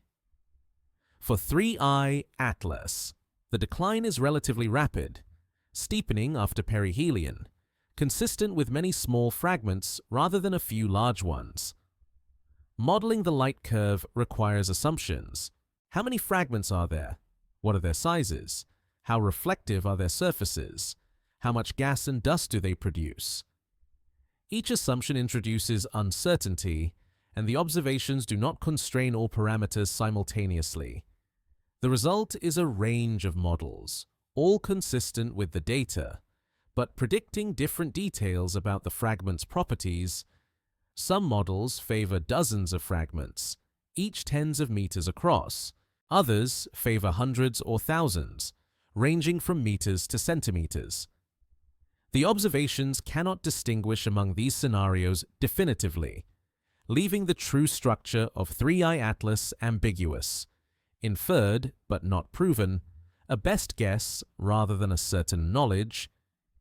There is a quiet frustration in this ambiguity, the recognition that even with the best telescopes, the most careful observations, some questions remain unanswerable. The comet is too distant, too faint, too complex. The fragments are too small to resolve individually, their motions too slow to track in real time. The light curve and images provide clues, but clues are not answers, only suggestions, possibilities that must be weighed against alternatives and judged on plausibility rather than certainty. Astronomers become comfortable with this uncertainty, learning to live with incomplete knowledge, to work within the limits of what can be observed, to state conclusions cautiously, hedged with qualifications and acknowledgments of what remains unknown. The study of Three-Eye Atlas is as much about mapping the boundaries of ignorance as it is about discovering truths, defining the questions that cannot yet be answered as clearly as those that can. The fragments of Three-Eye Atlas, once separated, each follow their own trajectory through space, paths determined by the gravitational pull of the Sun and the small velocities imparted during the breakup. In the absence of other forces, each fragment would trace an ellipse or hyperbola around the Sun, its orbit fixed by the laws of celestial mechanics, predictable far into the future. But comets are not passive bodies. They outgas, producing jets of gas that act as tiny rocket engines, altering velocity and trajectory in ways that are difficult to predict. For a fragmenting comet, where many pieces are outgassing independently, the dynamics become extraordinarily complex, each fragment following a slightly different path, the swarms spreading out over time, transforming from a compact cluster into a diffuse stream stretched along the original orbit. The initial separation velocities are small, a few meters per second at most, barely perceptible compared to the comet's orbital velocity around the Sun, which is tens of kilometers per second. Yet these small differences accumulate. After a day, fragments separated by 1 meter per second are 86 kilometers apart. After a month, the separation grows to 2.5 million kilometers. After 6 months, the debris cloud stretches over tens of millions of kilometers, individual fragments too distant from one another to exert any gravitational influence, each effectively alone, traveling on parallel but distinct orbits. The swarm has dispersed completely, no longer a system but a collection of independent bodies that happen to share a common origin and similar trajectories. Gravitational interactions between fragments play a role only in the earliest stages of separation, when the pieces are still close enough that their mutual gravity is non-negligible. For fragments a few hundred meters across, separated by a few kilometers, the gravitational force between them is extraordinarily weak, far less than the force from the Sun's gravity or the accelerations produced by outgassing. Yet even this weak force can influence trajectories slightly, nudging fragments toward or away from one another, creating subtle correlations in their paths. Over time, these nudges can amplify. Two fragments that happen to approach each other might exchange momentum, altering both trajectories, sending them on diverging paths that would not have occurred in the absence of the encounter. Modeling this gravitational dance requires n-body simulations, numerical integration of Newton's laws of motion for each fragment, calculating positions and velocities at small time steps, accounting for the gravitational pull from the Sun and from every other fragment. The simulations are computationally intensive, especially if the number of fragments is large, requiring hundreds or thousands of pairwise force calculations at each time step for Three-Eye Atlas. Where the number of fragments is unknown, modelers must choose a representative sample, perhaps 10 or 20 pieces with masses and initial separations chosen to match the observed brightness and dispersal rate. The results are illustrative rather than definitive, showing the general behavior of fragmenting swarms, but not the specific history of this particular comet. The simulations reveal that even without outgassing, the fragments would gradually drift apart due to small differences in their orbits.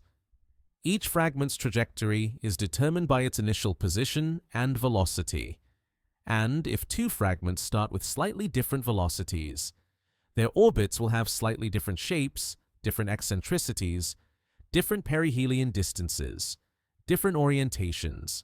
These orbital differences cause the fragments to drift apart over time, not in a simple linear fashion, but in complex, oscillating patterns as their orbits precess and shift under the Sun's gravitational influence.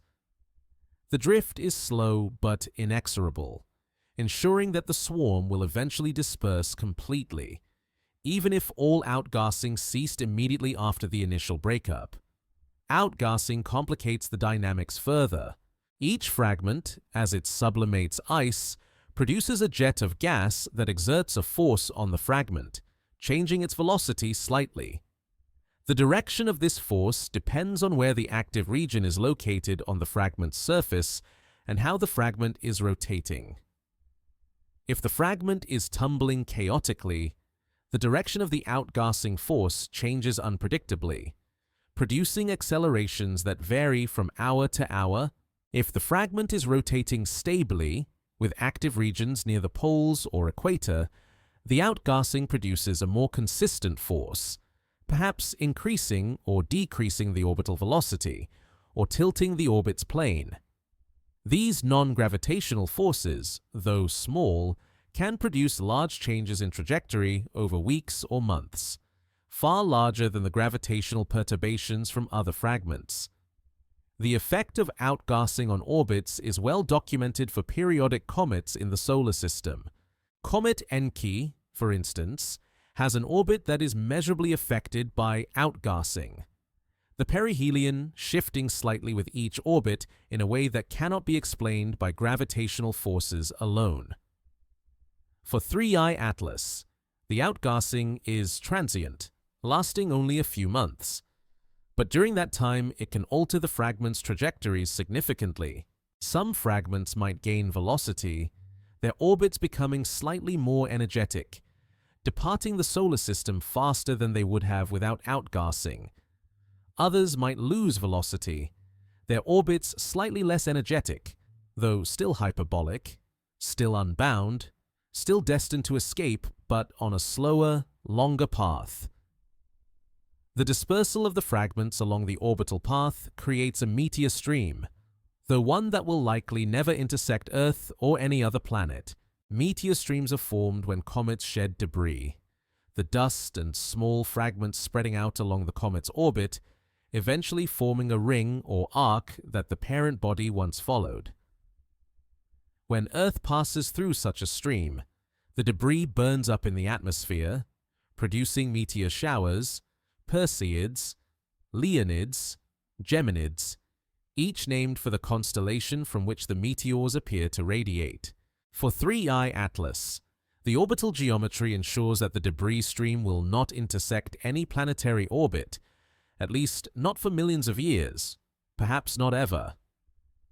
The fragments and dust will remain in interplanetary space, invisible, undetectable, contributing to the diffuse background of zodiacal dust, but forming no concentrated stream, no opportunity for future meteor showers.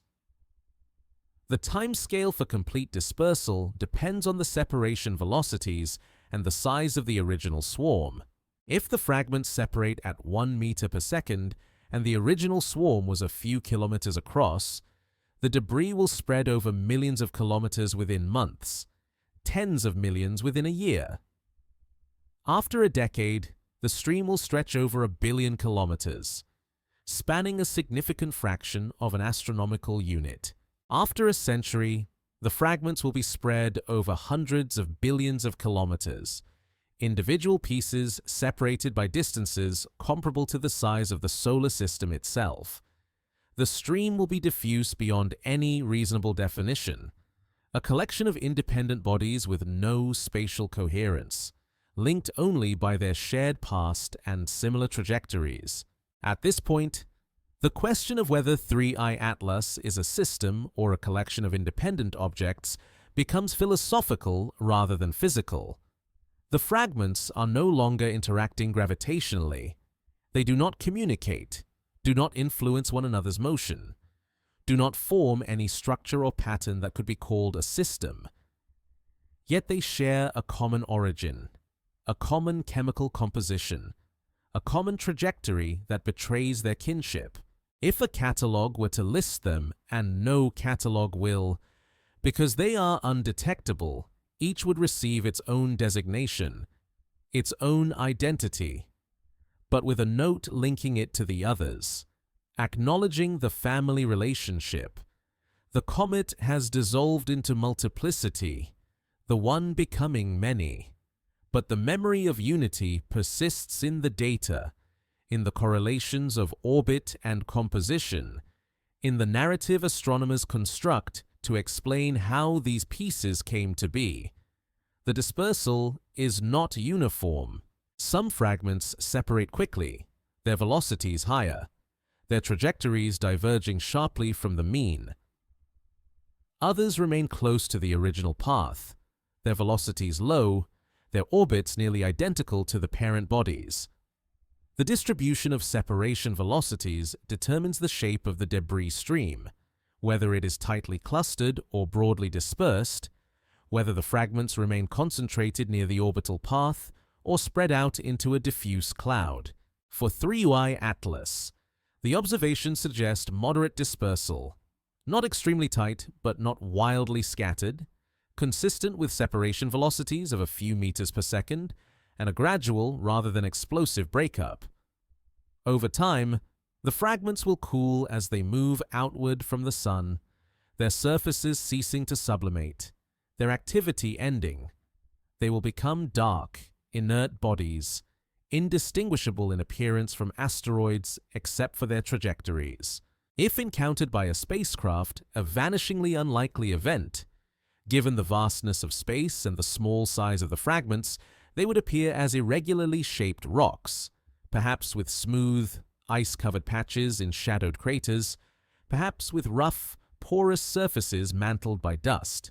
Their interiors might still contain ice, buried beneath the insulating dust layer, frozen reservoirs that could be reactivated if the fragment passed close to another star, warming once again, outgassing, briefly reviving the memory of its cometary nature before returning to dormancy for another million years.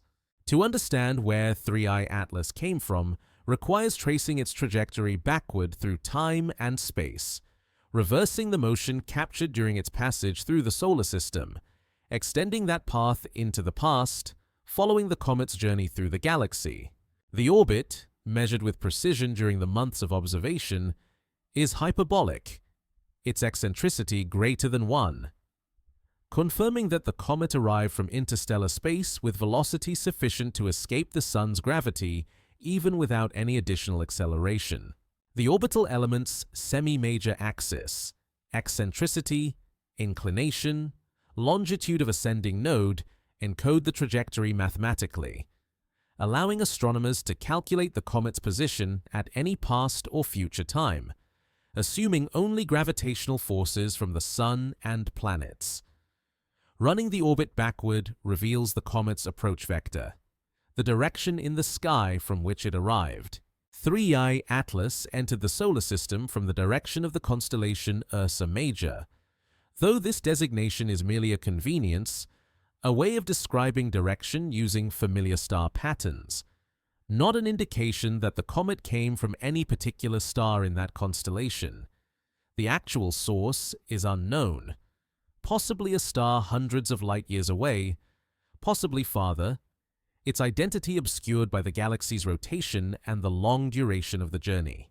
At typical interstellar velocities, 20 to 30 kilometers per second relative to the local standard of rest, a comet traveling 300 light-years would take roughly 4 to 6 million years to complete the journey, time enough for stellar positions to shift significantly due to their own motions through the galaxy. The solar system itself is not stationary. It orbits the galactic center at approximately 220 kilometers per second, completing one orbit every 225 million years, a period sometimes called a galactic year. During this orbit, the Sun oscillates up and down through the galactic plane, passing through the disk's midplane roughly every 30 million years, spending the intervening periods above or below the plane where gas and dust densities are lower.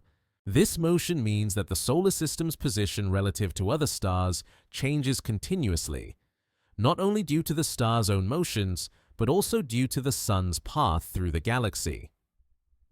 Tracing 3I Atlas's origin requires accounting for this motion, transforming the comet's trajectory from the solar system's reference frame into the galactic reference frame, where velocities are measured relative to the average motion of nearby stars.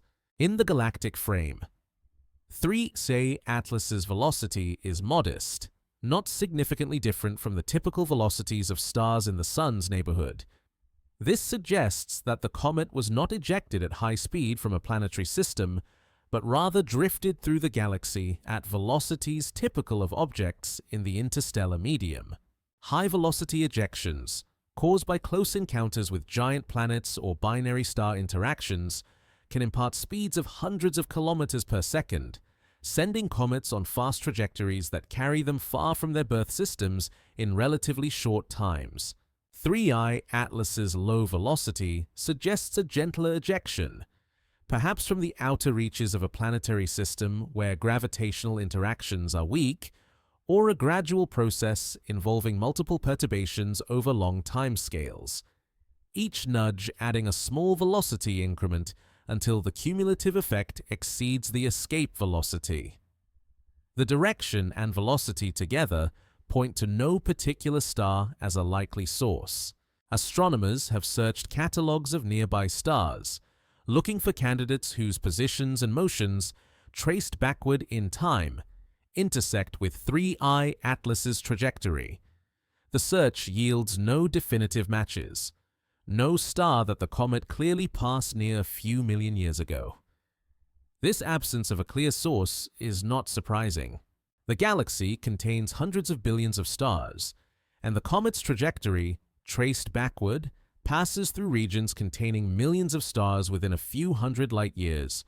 Without additional constraints, composition, age, or some unique signature that could link the comet to a specific stellar environment, identifying the origin becomes an exercise in probability rather than certainty, narrowing down candidates but never eliminating ambiguity entirely. One possibility is that 3I Atlas formed around a star similar to the Sun, in a planetary system with a structure resembling the solar system's. Such systems, if common, would produce comets through the same processes that built the Oort cloud gravitational scattering by giant planets, ejecting small bodies into distant, eccentric orbits. Most scattered bodies remain weakly bound, forming a reservoir of comets surrounding the star at thousands of astronomical units, but a fraction are ejected entirely, their velocities exceeding the escape velocity, sent into interstellar space to wander the galaxy indefinitely. Over billions of years, a planetary system might eject trillions of comets this way, populating the interstellar medium with a diffuse population of bodies that originated in planetary systems but now belong to no star. Another possibility is that 3I Atlas formed not in a bound planetary system, but in the molecular cloud that preceded star formation. Molecular clouds are vast, cold regions of gas and dust, spanning tens or hundreds of light-years, with masses equivalent to thousands or millions of suns. Within these clouds, turbulence and gravity create density fluctuations, regions where material begins to collapse, forming protostars and protoplanetary disks. But not all material ends up in stars or disks. Some remains in the cloud, or is dispersed when young stars produce winds and radiation that disrupt the surrounding gas. Small bodies, icy grains, pebbles, even comet-sized aggregates might form directly in the cloud, accreting in cold, dense regions before any star captures them gravitationally. These free-floating comets, never bound to a star, would drift through the galaxy as the cloud disperses, their trajectories determined by the initial turbulence and subsequent gravitational perturbations from passing stars. Distinguishing between these scenarios based on observations of 3I Atlas is difficult. The comet's composition, as revealed by spectroscopy, is consistent with both planetary system ejection and molecular cloud formation. Both environments are cold. Both contain the same basic ingredients: water ice, carbon monoxide, silicate dust, organic compounds.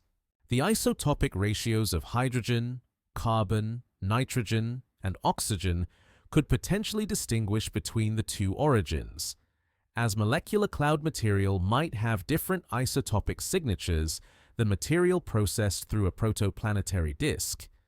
But such measurements require high-resolution spectroscopy, more detailed than was possible for 3I Atlas given its faintness and the short observational window. The comet's trajectory also carries information about its past encounters with other stars. During its journey through the galaxy, 3I Atlas might have passed near other stars, experiencing gravitational perturbations that altered its velocity or direction.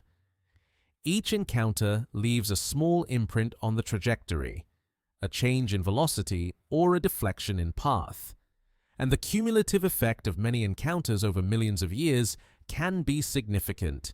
Modeling these encounters requires simulating the comet's motion through a dynamically accurate model of the galaxy, accounting for the gravitational influence of the galactic disk, spiral arms, and individual nearby stars. Such simulations are computationally intensive and yield probabilistic results, distributions of possible past trajectories rather than a single definitive path. The interstellar medium itself presents hazards. Though space between stars is nearly empty, it is not entirely so. There are atoms and molecules, roughly 1 per cubic centimeter on average, more in molecular clouds, fewer in the voids. There are dust grains, micrometers in size, drifting through space. There are cosmic rays, high-energy particles, protons, electrons, heavier nuclei accelerated by supernovae and other energetic events, traveling at nearly the speed of light. Over millions of years, these small impacts accumulate, eroding surfaces, altering chemistry, implanting atoms into the comet's ice and dust. A comet traveling at 20 kilometers per second through the interstellar medium collides with roughly 1 atom per square centimeter per second. Not enough to cause significant damage immediately, but enough, over eons, to sputter away surface layers, micron by micron, century by century. The erosion rate depends on the comet's velocity and the density of the medium it traverses. In dense molecular clouds, where particle densities might reach hundreds or thousands per cubic centimeter, erosion is faster, a comet losing meters of material over 1 million years. In the diffuse interstellar medium, erosion is slower, millimeters per million years, negligible compared to the comet's size, but the cumulative effect over the comet's lifetime, potentially billions of years if it formed early in the galaxy's history, could be substantial, reshaping the surface, compacting the structure, altering the reflectivity and composition of the outermost layers. The comet that arrives at the solar system may be significantly different from the comet that departed its birth system, its surface processed by interstellar weathering, its original properties obscured beneath a layer of radiation-damaged material. Cosmic rays penetrate deeper, not just affecting the surface, but altering the interior as well. High-energy particles collide with molecules in the ice, breaking chemical bonds, creating radicals and new compounds, driving chemistry that would not occur in the absence of radiation. Organics are particularly susceptible. Complex molecules fragmenting into simpler ones or recombining into more complex tars and polymers. Over millions of years, this radiation chemistry can transform the comet's composition, creating a gradient from the surface, heavily processed, to the interior, more pristine. When the comet begins to outgas near the Sun, it releases material from depth, potentially sampling layers less affected by interstellar radiation, offering a glimpse of the original composition. The comet's journey through the galaxy is not a straight line. Gravitational interactions with passing stars deflect the trajectory, sometimes significantly, changing the comet's direction and speed.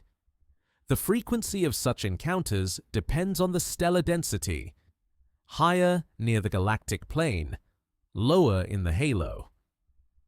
A comet spending most of its time far from the plane, in the low-density regions above or below the disk, experiences fewer encounters and maintains its trajectory more stably. A comet passing through the disk encounters more stars, more frequent perturbations, a more chaotic path. The result is a trajectory that wanders, not randomly, but according to the statistical distribution of stellar encounters, a drunkard's walk through the galaxy, each step determined by gravity and chance. Where 3i Atlas has been, what it has encountered, which stars it passed, which molecular clouds it traversed, all of this is lost, unrecorded, inferable only in statistical terms. The comet carries no memory, no archive of its past beyond the chemical and structural clues embedded in its composition and form. And these clues are ambiguous, open to interpretation, consistent with many histories. The origin remains uncertain, a question without a definitive answer, a mystery that the comet's brief passage through the solar system illuminates only partially, leaving the larger story untold. The formation of a comet system, a collection of fragments bound loosely together rather than a single, monolithic nucleus, requires specific conditions, processes that favor the creation of aggregates over solid bodies. Several scenarios could produce such structures, each plausible, each consistent with what is known about planetary formation and cometary dynamics, yet none definitively proven for 3i Atlas. The first scenario involves collisions in the outer regions of a planetary system, where velocities are low and impacts do not always result in complete mergers or catastrophic disruptions. When two small icy bodies collide at speeds of tens of meters per second, the outcome depends on their sizes, compositions, and internal structures. If both are porous and fragile, the collision might shatter them into numerous fragments without providing enough energy to disperse the pieces beyond their mutual gravitational influence. The fragments, moving slowly after the collision, remain clustered, orbiting one another in a loose swarm. Over time, they might reaccumulate into a rubble pile, pieces settling together through gentle collisions, or they might remain separate, held together only by gravity, forming a bound system of discrete fragments. This process is common in the asteroid belt, where many bodies are believed to be rubble piles, the products of collisions that shattered parent bodies billions of years ago. In the outer solar system, where ices dominate and temperatures are low, similar collisions would produce icy rubble piles, cometary nuclei composed of multiple fragments rather than single solid blocks. A second scenario involves tidal disruption by a massive body, a process that can split a comet without a collision. If a comet passes within the Roche limit of a planet or star, tidal forces pull it apart, the gradient in gravitational force across the body exceeding its structural strength. The disruption produces a string of fragments, each piece following a similar orbit, separated by small velocity differences imparted during the breakup. This scenario famously occurred with comet Shoemaker-Levy 9, which broke into more than 20 fragments after passing close to Jupiter in 1992. The fragments remained gravitationally bound to Jupiter and collided with the planet in 1994, but in other cases, tidally disrupted comets might escape to interstellar space, carrying their fragmented structure with them.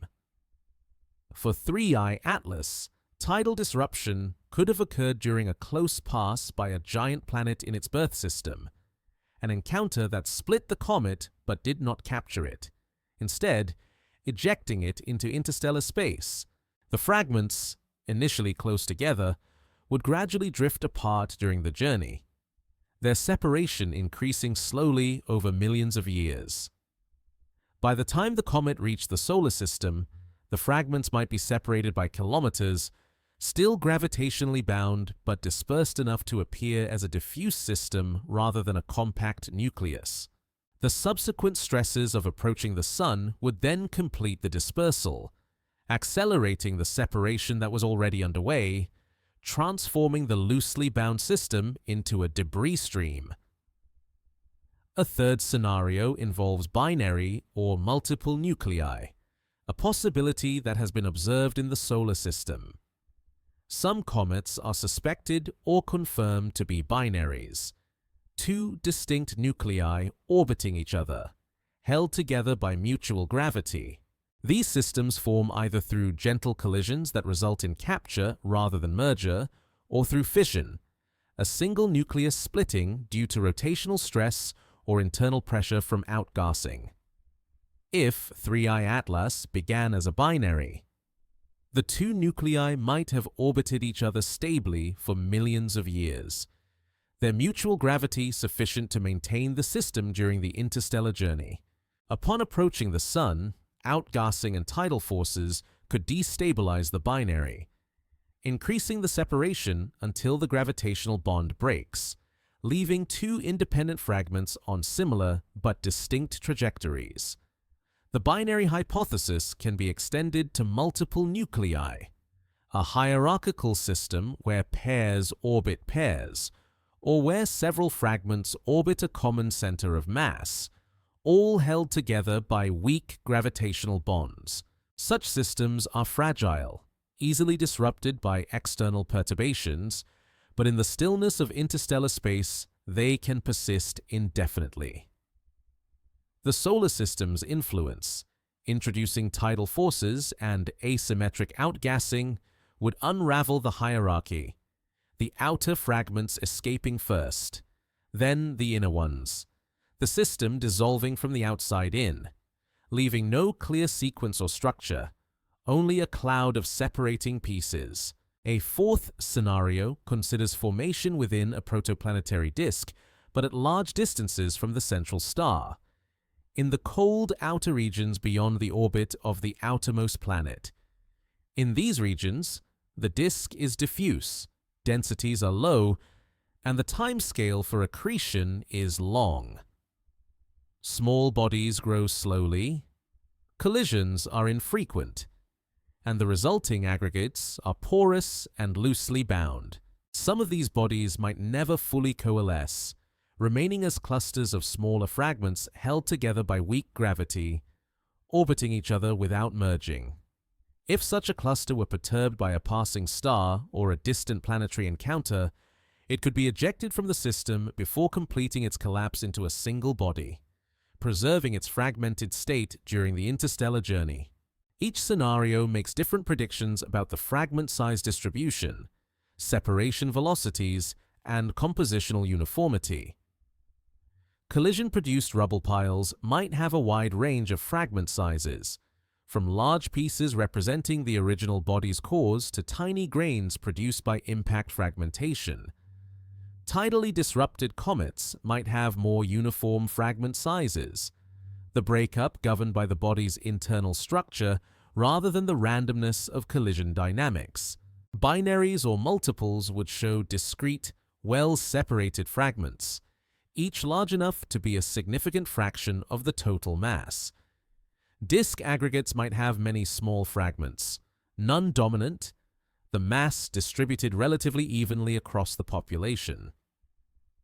Unfortunately, observations of 3I Atlas do not constrain these scenarios sufficiently. The fragments are too small and too distant to resolve individually. The light curve and images provide only aggregate information, the combined signature of all fragments, without revealing the size distribution or the number of pieces. Models can fit the data with different assumptions: 10 large fragments, 100 medium ones, 1,000 small ones, each producing similar overall brightness and dispersal rates. The ambiguity is frustrating but unavoidable, a consequence of observing a faint, distant object with limited resolution and a short observational window.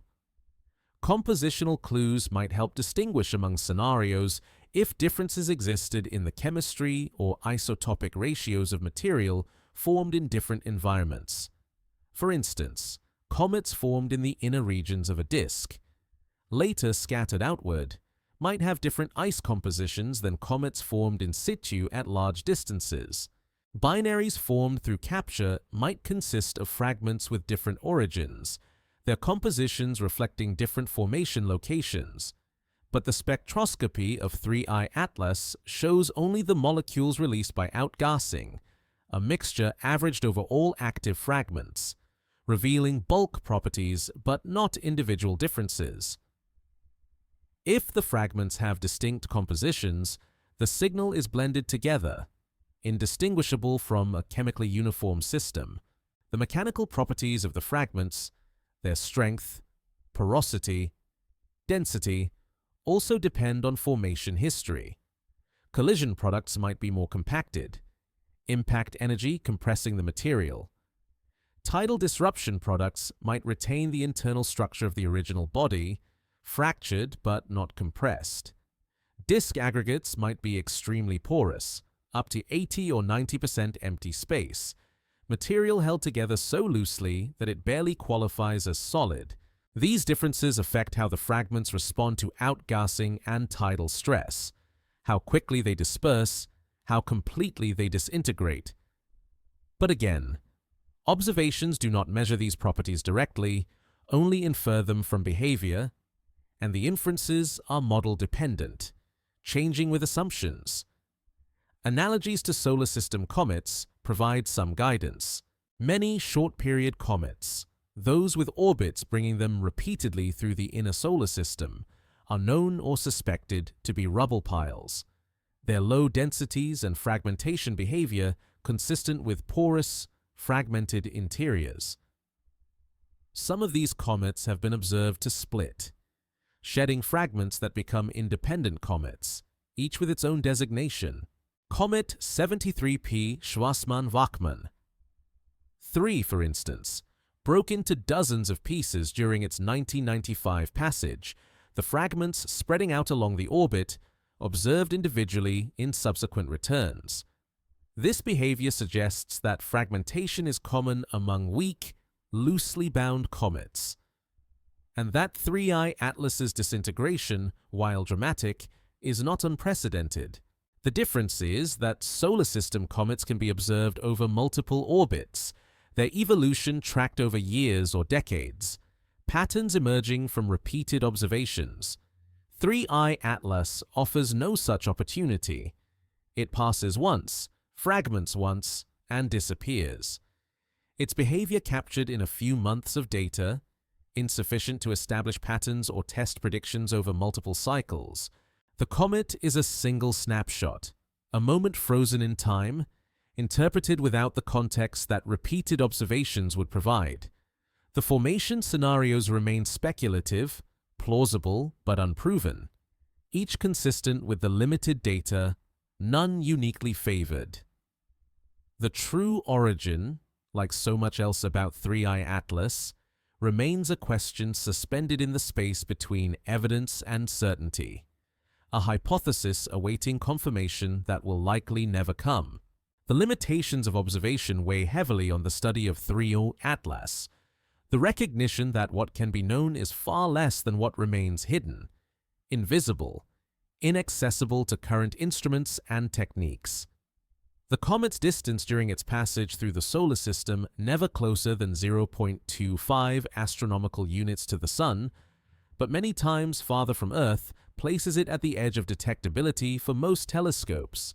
Even the largest instruments, Hubble and the ground-based giants with mirrors 8 or 10 meters across, struggle to resolve structure in the diffuse, faint coma, the fragments themselves, if they are tens or hundreds of meters across. Sub-10 angles measured in milliac seconds, far below the resolution limit of optical telescopes, which is typically a few hundred milliseconds at best. Constrained by atmospheric turbulence for ground-based instruments and by diffraction for space telescopes, what astronomers see is not the fragments, but their collective glow. Sunlight reflected from dust grains in the coma, emission lines from sublimating gas, all blurred together by distance and the telescope's point spread function.